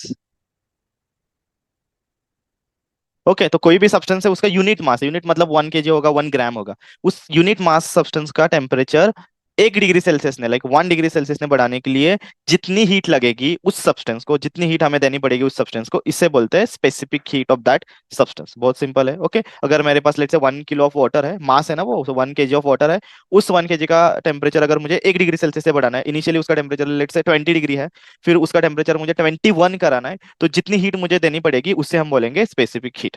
Clear? इसका यूनिट है जूल पर KG degree kelvin, KG kelvin, और जूल केजी डिग्री सेल्सियस। इसका unit joule, joule पर KG degree Celsius में हम कर सकते हैं, और जूल पर केजी डिग्री केल्विन में कर सकते हैं। ठीक है, उसका सीजीएस यूनिट क्या है? Calorie per gram degree Celsius, calorie per gram degree Celsius, dash का मतलब वो उसमें मल्टीप्लाई है। ठीक है, तो इतनी हीट एनर्जी हमें देनी पड़ी, किसके लिए? लाइक जो भी what we can say the substance है 1 ग्राम का, उसका टेम्परेचर 1 डिग्री सेल्सियस से बढ़ाने के लिए। तो सीजीएस भी याद रखो एंड इवन एसआई भी याद रखो अच्छे से। ओके, ठीक है। अब हीट का फॉर्मूला तो हमने पहले भी देखा है, M C delta T, where the M is mass, C specific heat of that substance, and delta T is what the change in temperature, कितना टेम्परेचर उसका बढ़ा है, कितना टेम्परेचर उसका कम हुआ है। Okay, and last point that is what important, अलग अलग सब्सटेंस की स्पेसिफिक हीट अलग अलग होती है। किसी को हमें टेम्परेचर बढ़ाने के लिए बहुत कम अमाउंट में हीट देनी पड़ती है, और किसी को हमें टेम्परेचर बढ़ाने के लिए बहुत ज्यादा अमाउंट में हीट देनी पड़ती है। ठीक है, तो हर एक की स्पेसिफिक हीट कैपेसिटी जो भी होती है ना, वो अलग अलग होती है। क्लियर? जैसे कि देखो यहाँ पर एल्यूमिनियम को 0.21 calorie per gram degree Celsius specific like heat हमें देनी पड़ती है। और वैसे आप आगे बढ़ोगे तो वाटर को देखो 1 कैलोरी, तो वाटर की स्पेसिफिक हीट यहाँ पर क्या है, ज्यादा है। क्यों ज्यादा है? तो उसको ज्यादा अमाउंट में हीट देनी पड़ती है। ठीक है, देन सबसे कम स्पेसिफिक हीट किसकी है? देखो सबसे कम यहाँ पर आपको दिख रहा है कॉपर की। देन और क्या है? मर्क्यूरी की भी सबसे कम है, गोल्ड की भी सबसे कम है। मतलब थोड़ी सी भी आपने हीट दे दी ना, तो वो इजीली उसका टेम्परेचर चेंज होगा और उसका एक्सपांशन भी होता है। इसी वजह से मर्क्यूरी भी हम वहां पर यूज करते हैं थर्मामीटर में, राइट? ठीक है, तो जिसकी स्पेसिफिक हीट कैपेसिटी, यहाँ पर स्पेसिफिक हीट एक्चुअली कम है, उसका कंडक्शन ज्यादा होगा। ओके, वो ज्यादा अमाउंट में हीट कंडक्ट करता है, तो वो गुड कंडक्टर होते हैं। जैसे कि मर्क्यूरी दिख रहा है आपको, कॉपर दिख रहा है यहाँ पर, गोल्ड। हाइड्रोजन की देखो स्पेसिफिक हीट ज्यादा है, इसका मतलब बहुत ज्यादा अमाउंट में हीट हमें देनी पड़ती है उसे गर्म करने के लिए। क्लियर? ओके, ठीक है, चलो आई होप आपको समझ में आया है। अब यहाँ पर एक डिवाइस है, क्या है? कैलोरीमीटर। ठीक है, अब ये कैलोरीमीटर क्या है? ये वही डिवाइस है which can measure the specific heat of that object, और which can measure the heat content of an object. उस ऑब्जेक्ट में कितना हीट है, that we can find it out with the help of calorimeter. So you can say it is what the device which can use to measure the heat of an object. अब कैसे? अब देखो यहाँ पर device को पहले समझते हैं। डिवाइस में क्या क्या है? एक यहाँ पर कंटेनर दिख रहा है, दो कंटेनर है, एक आउटर वेसल है एंड एक इनर वेसल है। इनर वेसल जो भी होता है वो बना होता है कॉपर से, वो बना होता है किससे? कॉपर से। ठीक है, देन आउटर वेसल भी लाइक कॉपर से और एल्यूमिनियम से भी बनाते हैं। देन ये होता है उसका लीड, जो हीट रेजिस्टेंट लीड है। ओके, ये पूरा पैक कर देती है उसको। ओके, एंड ये थर्मल इंसुलेटिंग का भी काम करती है, मतलब बाहर की हीट अंदर आने नहीं देती। ओके, सेम टाइप यहाँ पर एक एयर कैविटी भी हमने रखी है दो वेसल के बीच में। क्यों? क्योंकि वैक्यूम रखेंगे तो हीट ज्यादातर अंदर नहीं आएगी, रेडिएशन की हीट सिर्फ आ सकती है, बाकी कुछ हीट अंदर नहीं आएगी। ओके, देन एक थर्मामीटर है यहाँ पर। थर्मामीटर किसके लिए? To measure the temperature of that mixture, यहाँ पर पानी होगा। एंड देन ये जो अंदर का डिवाइस है ना, इसे ही हम कैलोरीमीटर कहते हैं। ये बना होता है किससे? कॉपर से। यहाँ पर ना बहुत हैंग कर रहा है।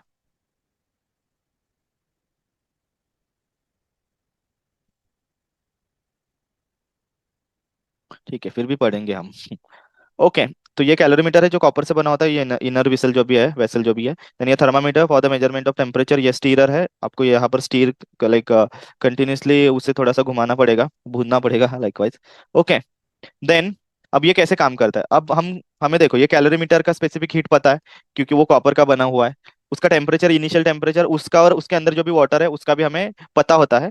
जैसे एक काम करते हैं, इसमें क्या है देखो, वाटर है, ये कैलोरीमीटर कॉपर का है, और इसमें मैंने एक कुछ हॉट सब्सटेंसेस ऐड किए। ओके, ठीक है। अब हमारे पास थ्री, यहाँ पर like we having three objects. कौन कौन से ऑब्जेक्ट्स है देखो? फर्स्ट एक अननोन ऑब्जेक्ट हमें पता नहीं है, लेट्स से इसका, उसमें जो भी हीट है इसे क्यूओ बोलेंगे। Then heat of the object, then water है तो इसकी हीट बोलेंगे हम क्यू डब्ल्यू, देन ये कैलोरीमीटर उसकी हीट है क्यू सी। अब यहाँ पर क्या होगा, ये है हमारा हॉट ऑब्जेक्ट क्योंकि इसमें हीट ज्यादा है। ओके, ये हमारा हॉट। अब इसके कंपैरेटिवली ये दोनों कैलोरीमीटर एंड वाटर ये बन गए कोल्ड। अब क्या होगा, इस हॉट ऑब्जेक्ट से कोल्ड ऑब्जेक्ट में हीट ट्रांसफर करेंगे, ट्रांसफर होगी। ओके, तो हमें पता है like principle of heat exchange है अमाउंट, हम क्या निकाल सकते हैं कि अमाउंट ऑफ हीट ट्रांसफर्ड और like lost by the hot object is nothing but like it is equal to the amount of heat gained by the cold object. तो hot object ने जितनी हीट लाइक लॉस की, मतलब दे दी, उतनी सब heat cold object में receive कर दी। ठीक है, कोल्ड ऑब्जेक्ट ने रिसीव कर दी। तो सिंपल यहाँ पर लिखो हीट लॉस्ट बाय, ये ना लैग कर रहा है इसी वजह से शायद आपको रुक रुक के भी आवाज आता होगा बीच बीच में। Heat lost by hot object that will be equal to heat gain by cold object.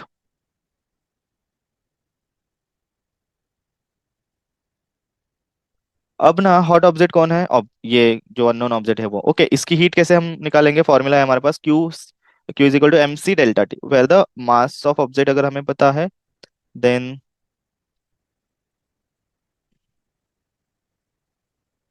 काम करते इसे क्यू ओ ही रखते। तो ये क्या होगी, कोल्ड ऑब्जेक्ट की हीट मतलब वाटर की हीट प्लस कैलोरीमीटर की हीट। ठीक है, तो ये एक सिंपल रिलेशन बना यहाँ पर। अब हम अगर इसको और डिराइव करेंगे, और डिराइव करेंगे तो यहाँ पर क्या बनेगा, मास ऑफ ऑब्जेक्ट हम अगर हमें पता है, then specific heat of object हम निकाल सकते हैं। ओके, देन इनटू इसका initial temperature and final temperature अगर पता है तो लेट्स से उसे कहेंगे हम change in temperature of object. Similarly यहाँ पर होगा mass of water into specific heat of water जो 1 होता है, into change in temperature of water delta T W, plus calorimeter का mass into specific heat of calorimeter मतलब copper की specific heat जो ऊपर के टेबल में हमने देखा था, इनटू चेंज इन टेम्परेचर। तो ऐसा आप यहाँ पर एक इक्वेशन बना सकते हैं। ठीक है, और जो भी अननोन है हम निकाल सकते हैं। Okay, clear. ठीक, अब दो क्वेश्चन देखो यहाँ पर।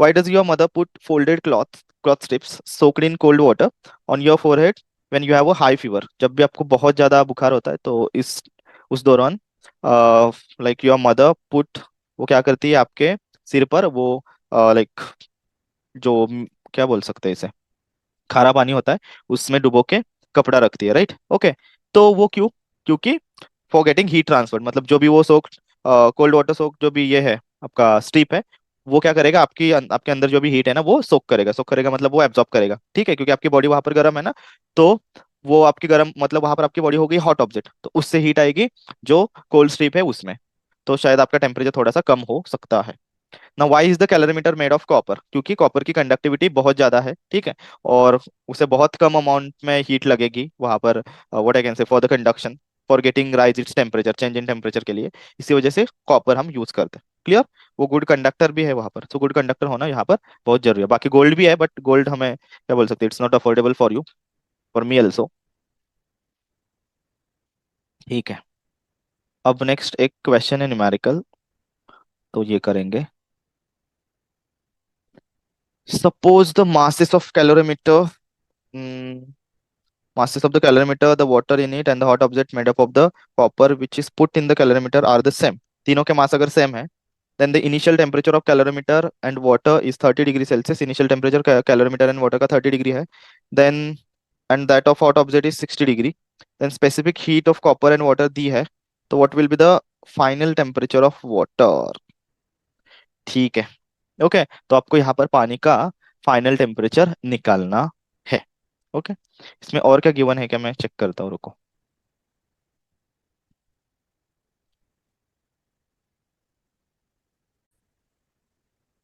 नहीं, इतना ही है। ओके, चलो गिवन लिखते हैं सब।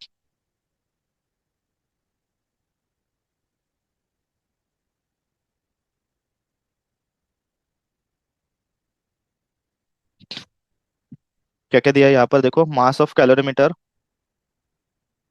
That will be equal to mass of water that will be equal to mass of object. मुझे लगता है यहाँ पर लोड हो रहा है क्योंकि कंटेंट ज्यादा हो रहा है इसमें। ओके, अब इसे हम कॉमनली एम कहते हैं, ठीक, क्योंकि तीनों का मास सेम है। एंड देन जो भी ऑब्जेक्ट है वो कॉपर से ही बना हुआ है। Then the initial temperature of calorimeter, calorimeter का इनिशियल टेम्परेचर है 30 डिग्री, एंड हॉट ऑब्जेक्ट का इनिशियल टेम्परेचर है 60, एंड फाइनल टेम्परेचर कुछ टीएफ कंसिडर करते हैं, ठीक है। सो कंसिडर करेंगे यहाँ पर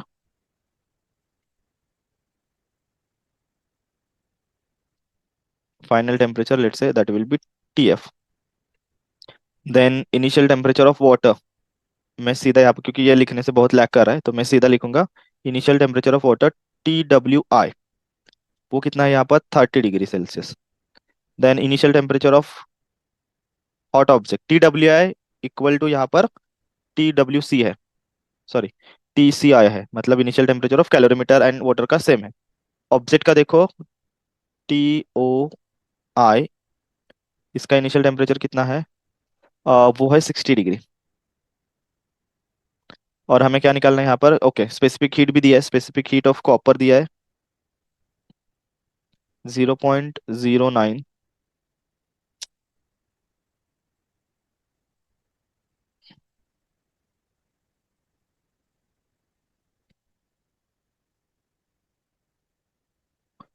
देखते हैं ये क्या हो रहा है भैया।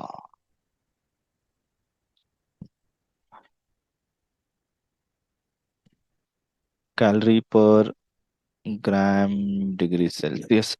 Then specific heat of water कितना है CW, that will B 1।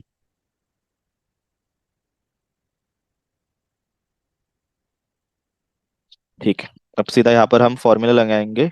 Okay, QO, इसकी हीट जाएगी किसमें, Q of water plus Q of calorimeter, ठीक है। तो यहाँ पर QO क्या बनेगा, मास ऑफ ऑब्जेक्ट M, क्योंकि तीनों का सेम कॉमन है तो सिर्फ M से लिखेंगे। Specific heat of that copper, क्योंकि वो कॉपर से बना हुआ है, into delta T, delta T क्या आएगा यहाँ पर, चेंज इन टेम्परेचर। तो फाइनल टेम्परेचर अब उस जो भी ऑब्जेक्ट है उसका कम होगा क्योंकि ऑब्जेक्ट हॉट है, ठीक है। तो यहाँ पर हमें TI पहले लिखना होगा, जो कितना है उस ऑब्जेक्ट का 60। तो ये बनेगा 60 minus final temperature is equal to, अब वाटर का मास कितना है M, इंटू स्पेसिफिक हीट होता है वाटर का 1, चलो लिखेंगे यहाँ पर CW, इंटू इसका फाइनल टेम्परेचर, इसका चेंज इन टेम्परेचर कितना होगा। अब इसका इनिशियल टेम्परेचर कम है, फाइनल टेम्परेचर ऑब्वियसली ज्यादा होगा, तो इसका रिलेशन बनेगा TF माइनस इनिशियल है 30 प्लस मास ऑफ कॉपर, जो भी इक्वल है specific heat of copper, into इसका चेंज इन टेम्परेचर, ये भी TF माइनस 30 होगा। चलो सब वैल्यू पुट करते हैं, मास मास तो सेम ही है यहाँ पर। Okay, then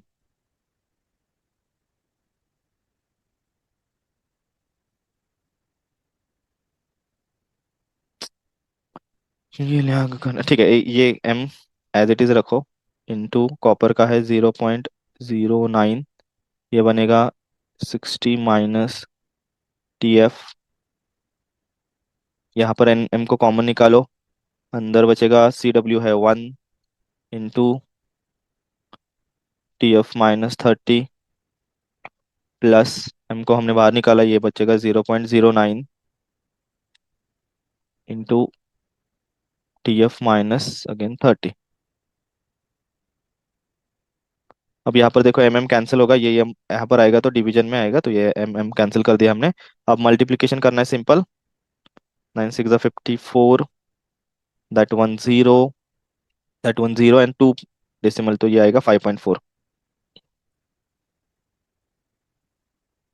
5.4 minus 0.09 TF is equal to, ये 1 इंटू TF माइनस 30 इतना ही रहेगा, तो ये आपका है TF माइनस 30 प्लस प्लस इसको मल्टीप्लाई किया तो ये बचेगा 0.09 TF माइनस, इसको मल्टीप्लाई करेंगे 30 से, तो ये कितना बनेगा नाइन थ्री ज़ा 18 एंड अगेन 0 1 एंड 1.8। ठीक है, काम करता हूँ, ये सब कैलकुलेशन करता हूँ यहाँ पर क्योंकि बहुत लैग हो रहा है। ओके, ये आई होप आप सब लोग लिख रहे हो मेरे साथ न्यूमेरिकल और ये सब स्टेप्स। अब आपको देखो ये सब वैल्यूज वैल्यूज कांस्टेंट एक साइड में लाना है और जो भी वेरिएबल है वो एक साइड में लाना है। सो टीएफ आपको मिल जाएगा यहाँ पर। ओके, सो यहाँ पर देखो टीएफ प्लस ये 0.09 टीएफ है तो ये होगा 1 प्लस है ना, तो ये होगा 1.09 टीएफ। देन -30 -1.8, ये कितना बचेगा आपका, -31.8।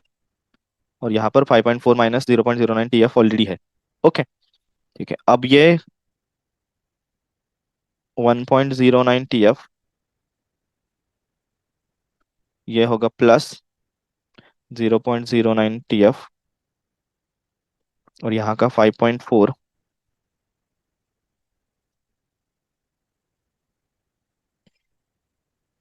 माइनस, माइनस नहीं प्लस होगा, प्लस 31.8। ओके, चलो अब ये पॉज करके कैलकुलेशन करो अच्छे से।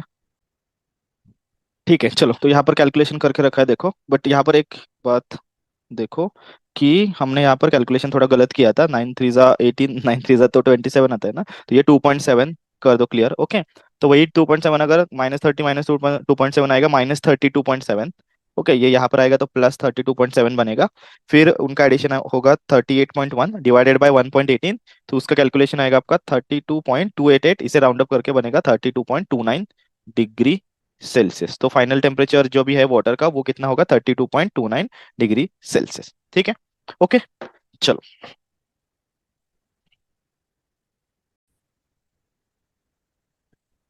चलो तो अब शुरुआत करते हैं last point of the lesson.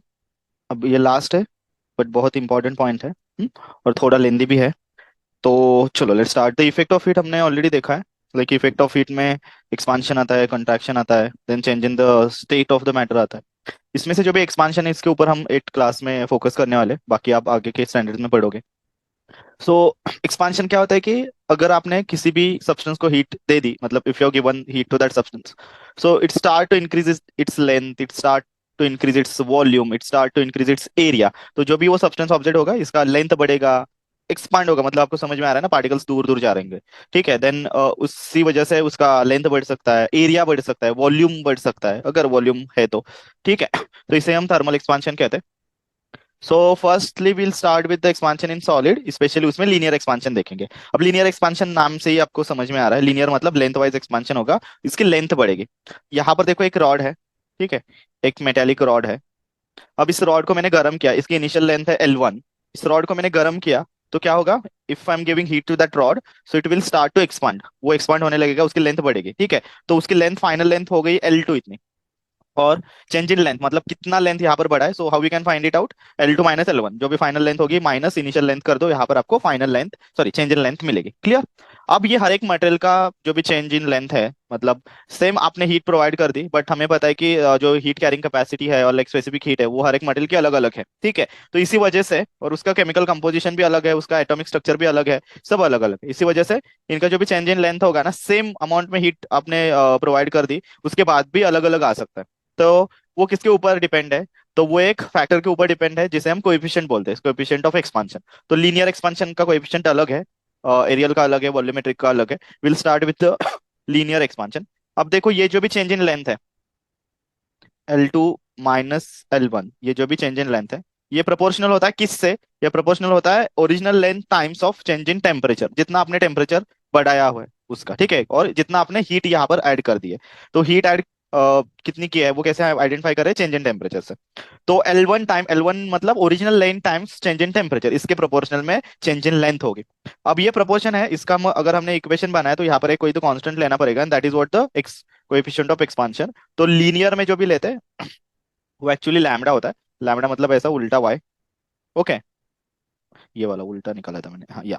So that is what the lambda, so lambda L1, lambda into L1 into delta T1 times length change होगी। क्लियर, इसे डेल्टा एल भी बोल सकते हैं आप। क्लियर, तो इससे आपको फॉर्मूला मिलेगा, बट अगर यहाँ पर इसे मॉडिफाई करके अलग अलग फॉर्मूलाज भी बना सकते हैं। ये वाला एक फर्स्ट रिलेशन मिला आपको। फिर बाद में लेट से आपको L2 फाइंड आउट करना है, मतलब जो भी फाइनल लेंथ है वो फाइंड आउट करनी है। तो ये L1 जाके यहाँ पर प्लस होगा। तो L1 plus lambda L1 delta T. तो L1 कॉमन निकाला, मतलब ओरिजिनल L1 मतलब ओरिजिनल लेंथ है, ओरिजिनल लेंथ हमें कॉमन निकाली। तो 1 प्लस लैम्डा डेल्टा टी, और डेल्टा टी लैम्डा भी लिख सकते हो। तो ये आपको इक्वेशन मिलेगा फाइनल लेंथ का। फिर आप कोएफिशिएंट ऑफ एक्सपांशन भी इससे फाइंड आउट कर सकते हैं। वो कैसे फाइंड आउट करेंगे, लेट्स से ये L1 minus L2, sorry L2 minus L1 as it is रखेंगे। देन यहाँ पर लैम्डा, ओके, लैम्डा को as it is right side में रखेंगे, बाकी सब लेफ्ट साइड में। तो ये L1 डेल्टा टी होगा। सो ये बना आपका लैम्डा का equation, coefficient of thermal, coefficient of linear expansion, linear thermal expansion है। ठीक है, जहां पर इसे हम कहते हैं coefficient of linear sorry thermal expansion. Linear expansion I hope आपको समझ में आया होगा कि लेंथ वाइज एक्सपेंशन है, लेंथ बढ़ेगी उसकी। तो हर एक का coefficient of linear thermal expansion अलग अलग होता है। यहाँ पर एक टेबल भी दिया है, आपके बुक का ही टेबल है। ठीक है, तो इसमें कॉपर का याद रखो, देन वाटर का कुछ याद रखो, अल्कोहल का देखो 1 है तो वो भी याद रख सकते हो। नहीं रखा तो भी चलेगा क्योंकि वो गिवन में दिया ही होता है। ओके, देन ये जो भी लीनियर थर्मल एक्सपेंशन है इसका यूनिट क्या है, देखो ऐसा यूनिट, ऐसा नहीं, सिंपल यूनिट है वो, जैसा केल्विन होगा। सो 1/डिग्री सेल्सियस। ठीक है, क्योंकि यहाँ पर देखो चेंज इन टेम्परेचर नीचे है, बाकी L2 लेंथ है, L1 लेंथ है, L1 भी लेंथ है, तो ये लेंथ लेंथ कैंसिल होगा, मीटर मीटर यूनिट कैंसिल होगा, बचेगा सिर्फ 1। सो 1/डिग्री सेल्सियस उसका यूनिट है। क्लियर? ठीक। तो एक काम करते हैं, इसके ऊपर ना ये फॉर्मूलाज याद रखो अच्छे से। फर्स्ट वन ये वाला फॉर्मूला, नहीं ये वाला नहीं बेटा, ये वाला चेंज इन लेंथ का। देन ये सेकंड, जो भी इंक्रीज इंक्रीज लेंथ नहीं है, ये फाइनल लेंथ, एंड देन ये कोएफिशिएंट का। ओके, चलो अब यहाँ पर एक क्वेश्चन है, what will be the increase in length of steel rod of length 0.5 metre. एक स्टील रॉड है जिसकी लेंथ है 0.5 मीटर। तो गिवन में सीधा हम लिखेंगे L1 मतलब ओरिजिनल लेंथ कितनी है, 0.5 metre. When its temperature is increased by 60 degree Celsius, change in temperature कितना है उसका, 60 डिग्री सेल्सियस से टेम्परेचर बढ़ा है। तो कोएफिशिएंट ऑफ लीनियर एक्सपेंशन दिया है, एंड स्टील का दिया है कोएफिशिएंट ऑफ लीनियर एक्सपेंशन, मतलब लैम्डा दिया है। लैम्डा कितना है, 0 पॉइंट, चलो इसे ना 10 की पावर में लिखेंगे, ये होगा 1.3। तो कितने डिजिट हमने मूव किया, 1 2 3 4, 5 डिजिट मूव किया, तो 10 की पावर 10⁻⁵ ठीक है। देखो पॉइंट, डेसिमल पॉइंट, 1 2 3 4 5, 1 के बाद रखा है ना, तो 10 अब इसे हमने बढ़ाया ना तो इसकी पावर माइनस होगी, कम करनी पड़ेगी, 10⁻⁻5, 1/c। ठीक है, चलो क्या निकालना है हमें, what will be the increase in length, increase in length मतलब डेल्टा L निकालना है, L2 माइनस L1, कितनी चेंज हुआ। तो यहाँ पर सिंपल सा सॉरी, तो ये सॉरी सॉरी, हाँ तो ये डेल्टा L का फॉर्मूला हमें अभी हमने पढ़ा था, delta L change in length that will be lambda into L1 into delta T. सो भैया लैम्डा कितना है यहाँ पर, 1.3 इंटू 10⁻⁻5 इंटू L1 कितना है, 0.5 इंटू चेंज इन टेम्परेचर कितना है, 60। Do the calculation and tell me the answer here. ठीक है, तो कैलकुलेशन करने के बाद आंसर आया 0.00039, इतना। तो इतना मीटर चेंज इन लेंथ है, ये बहुत कम है। ठीक है, ठीक है, तो ये हुआ आपका answer. So therefore the increase in length of steel rod that will B इतना मीटर ना, लिख। अब ये फिनोमिना आप डेली लाइफ में कहाँ पर देख सकते हो, इसी वजह से, मतलब ये एक्सपांशन होता है इसी वजह से। जो भी ब्रिज होता है ना, तो ब्रिज के बीच में आपको थोड़ा गैप दिखेगा। इवन रेल रोड्स जो भी होते हैं ना, तो दो जो भी रेल्स है, इन दोनों के बीच में आपको ये इतना गैप दिखेगा, क्योंकि ये गैप फिल आउट होता है कब, जब भी समर सीजन होगा और जब भी गाड़ी निकलती है तो वो फ्रिक्शन की वजह से ये गर्म होता है, तो गर्म होने के बाद वो फिर से क्या होगा, ज्वाइन होता है। ठीक है, अगर वो पहले से हमने गैप नहीं रखा तो वैसे बेंड बकल हो सकता है। ठीक है, ये रूल ऐसे बकल और बेंड हो सकता है। ठीक है, यहाँ पर देखो डेनमार्क में एक ब्रिज है, उसकी लेंथ बढ़ी है 4.7 मीटर इन समर में, समर में 4.7 मीटर उसकी लेंथ बढ़ती है। क्लियर? क्योंकि थर्मल एक्सपांशन की वजह से। चलो let's move to the next, areal expansion of solid. अब इसके नाम में ही ये थे एरियल, एरियल मतलब क्या कि इसमें एरिया बढ़ेगा उसका जब भी हम गर्म करेंगे उसे। तो ये उसकी length as well as breadth जो भी होगा, ये टू डायमेंशनल ऑब्जेक्ट है, प्लेनर है, तो वो प्लेनर बढ़ेगा। मतलब इसका यहाँ पर देखो एरिया वन है ये, इसे हमने गर्म किया तो ये ऐसे बढ़ के वो थोड़ा सा उसका साइज बढ़ेगा, ठीक है। अब इसमें जो भी कोएफिशिएंट लिया जाता है, अब इसमें चेंज इन एरिया क्या होगा, A2 minus A1, that will be equal to original A1। देन कोएफिशिएंट जो भी थर्मल एक्सपांशन है यहाँ पर होता है सिग्मा। कौन सा होता है, सिग्मा, सिग्मा, ठीक है। तो एरियल एक्सपांशन में हम सिग्मा कोएफिशिएंट रखते हैं into A1 then delta T. अब इसमें A2 का फॉर्मूला क्या बनेगा, वही सेम, A1 कॉमन निकालो। अब मैं सीधा डायरेक्टली लिख रहा हूँ यहाँ पर 1 प्लस सिग्मा, सिग्मा मतलब ऐसा थोड़ा सा हॉरिजॉन्टल 6 निकालना है आपको, ठीक है। तो ये फॉर्मूला, फिर इसमें सिग्मा का फॉर्मूला भी बना सकते हैं। सिग्मा का फॉर्मूला क्या बनेगा, A2 minus A1 divided by, क्या, A2 minus 7 divided by A1 delta T, ठीक है। ऐसे 3 फॉर्मूलाज आप बना सकते हो, जहाँ पर याद रखो सिग्मा मतलब coefficient of areal expansion of solid. अब सिमिलरली वॉल्यूमेट्रिक एक्सपांशन में देखो लेंथ ब्रेड्थ एंड हाइट है, तो ये उसका लेट से वॉल्यूम वन है, ये इसका बढ़ा हुआ वॉल्यूम वॉल्यूम टू। यहाँ पर भी फॉर्मूले बनेंगे V2 minus V1 that will B, अब इसका कोएफिशिएंट जो भी होता है इसे डिनोट करते हैं बीटा से। इसे किससे डिनोट करते हैं हम, बीटा से, okay. So beta is what the coefficient of volumetric expansion, volume बढ़ेगा तो beta into V1 delta T, ये कितने टाइम्स बढ़ेगा, V1 times of change in temperature. V2 का फॉर्मूला बनेगा बीटा, सॉरी, V1 इन bracket 1 plus beta delta T, ठीक है। इसी वजह से बीटा का कोएफिशिएंट ऑफ वॉल्यूमेट्रिक एक्सपेंशन का फॉर्मूला बनेगा V2 मतलब final volume minus initial volume divided by initial volume times of delta T change in temperature, ठीक है। तो यहाँ पर याद रखो बी जो भी है वो कोएफिशिएंट ऑफ वॉल्यूमेट्रिक एक्सपांशन है। वॉल्यूमेट्रिक एक्सपांशन कहाँ पर दिखेगा आपको, नॉर्मली ये सॉलिड में भी हो सकता है और वाटर में, लिक्विड में भी होता है, ठीक है। सिंपल याद रखो उसका वॉल्यूम बढ़ेगा, हीट, हम उसे गर्म करेंगे तो मतलब if you give heat to that object. Okay, next is what expansion in liquids. अब लिक्विड देखो, लिक्विड को डिफाइनाइट शेप तो नहीं होता but it has definite volume, इसे वॉल्यूम होता है, ओके। एक स्पेसिफिक डिफाइनाइट वॉल्यूम होती है। तो हम जब भी गर्म करते हैं तो लिक्विड एक्सपांड करेगा, ओके। नॉर्मली आप देखोगे अगर बलून है, बलून में आपने क्या किया, नहीं वो तो गैस का एग्जांपल होगा। पानी का देख सकते हो, पानी का एनोमलस बिहेवियर ये सब आगे बढ़ेंगे। बट पानी जो है ना 4 डिग्री सेल्सियस के ऊपर अगर आपने उसे गर्म किया ना तो उसका वॉल्यूम जो भी है ना वो बढ़ेगा। किसी भी सब्सटेंस का वॉल्यूम बढ़ता है, इसी तरीके से उस लिक्विड का भी वॉल्यूम बढ़ेगा, बट 0 to 4 नहीं होगा, वो उल्टा बिहेव करता है, इसे एनोमलस बिहेवियर कहते हैं। वो आप अगले वाले स्टैंडर्ड्स में पढ़ोगे क्या होता है वो, ओके। अभी समझ लो सिर्फ, जब भी हम किसी भी लिक्विड को, like if you give heat to that liquid, then वहां पर उसका वॉल्यूम बढ़ेगा, वो एक्सपांड होगा वॉल्यूमेट्रिक से। यहाँ पर भी वही सेम है, ओके।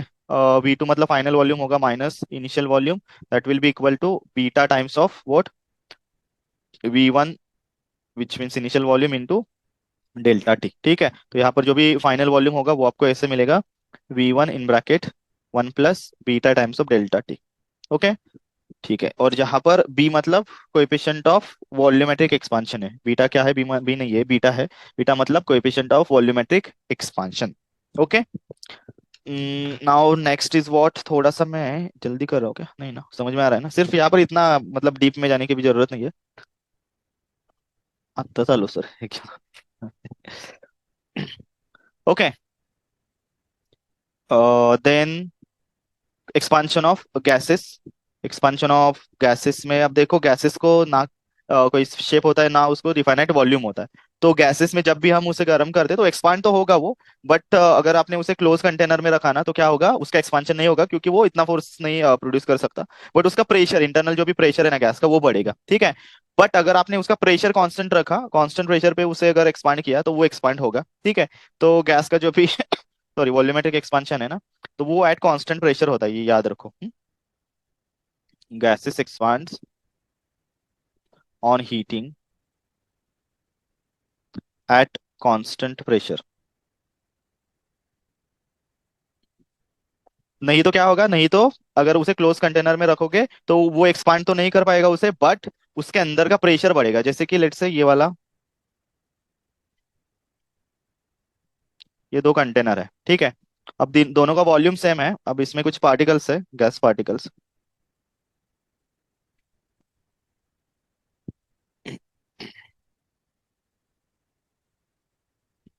अब इसमें देखो, इसमें उसकी वेलोसिटी बहुत ज्यादा होगी, ये बहुत जोर से वाइब्रेट करने लगेंगे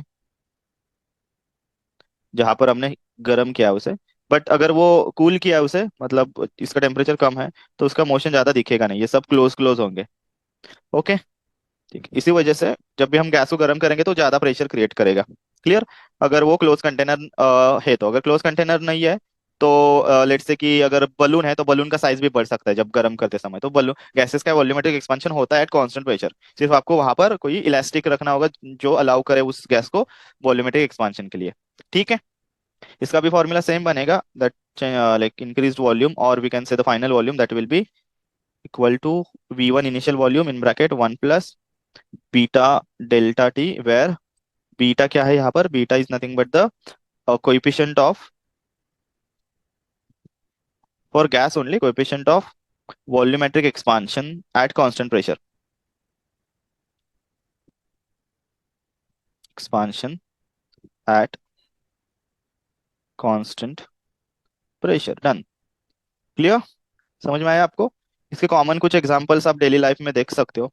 जैसे बलून होता है, बलून अगर ठंडा है, उस बलून के ऊपर अगर आपने ठंडा पानी रखा तो वो थोड़ा सा कंप्रेस होगा, ओके, कांटेक्ट होगा। अगर आपने उसके ऊपर थोड़ा सा गर्म पानी रखा, थोड़ा सा बोल रहा हूँ, ज्यादा नहीं, वो उबलता हुआ नहीं, नहीं तो फटेगा वो। थोड़ा सा गर्म पानी रखा तो उसका साइज बढ़ेगा वहां पर, तो इसे ही कहते हैं वॉल्यूमेट्रिक एक्सपेंशन ऑफ गैस। ठीक है। देन नेक्स्ट हमने क्या कहाँ पढ़ा था, लिक्विड का पढ़ा था। ठीक है। तो ये सब है आपका किसका, measurement of heat and effects of heat के बारे में हमने इस लेसन में सब पढ़ा। तो मैं कोशिश करूंगा कि ये सब क्लासेस एक में ही कंबाइन करो, इसका वन शॉट लेक्चर आपको दे दूं, प्रोवाइड कर सको। ठीक है। और एक्सरसाइज का हम अलग बनाएंगे, पूरा ऑब्जेक्टिव क्वेश्चन और बाकी न्यूमेरिकल्स के ऊपर एक्सरसाइज बनाएंगे। बाकी और डिस्क्रिप्टिव क्वेश्चन तो आप याद रख सकते हो, बाय हार्ट कर सकते हो। ठीक है। चलो, तो bye bye all, keep learning. अगर कोई डाउट है तो you can just post your doubt there in the comment. Bye bye all. Thank you.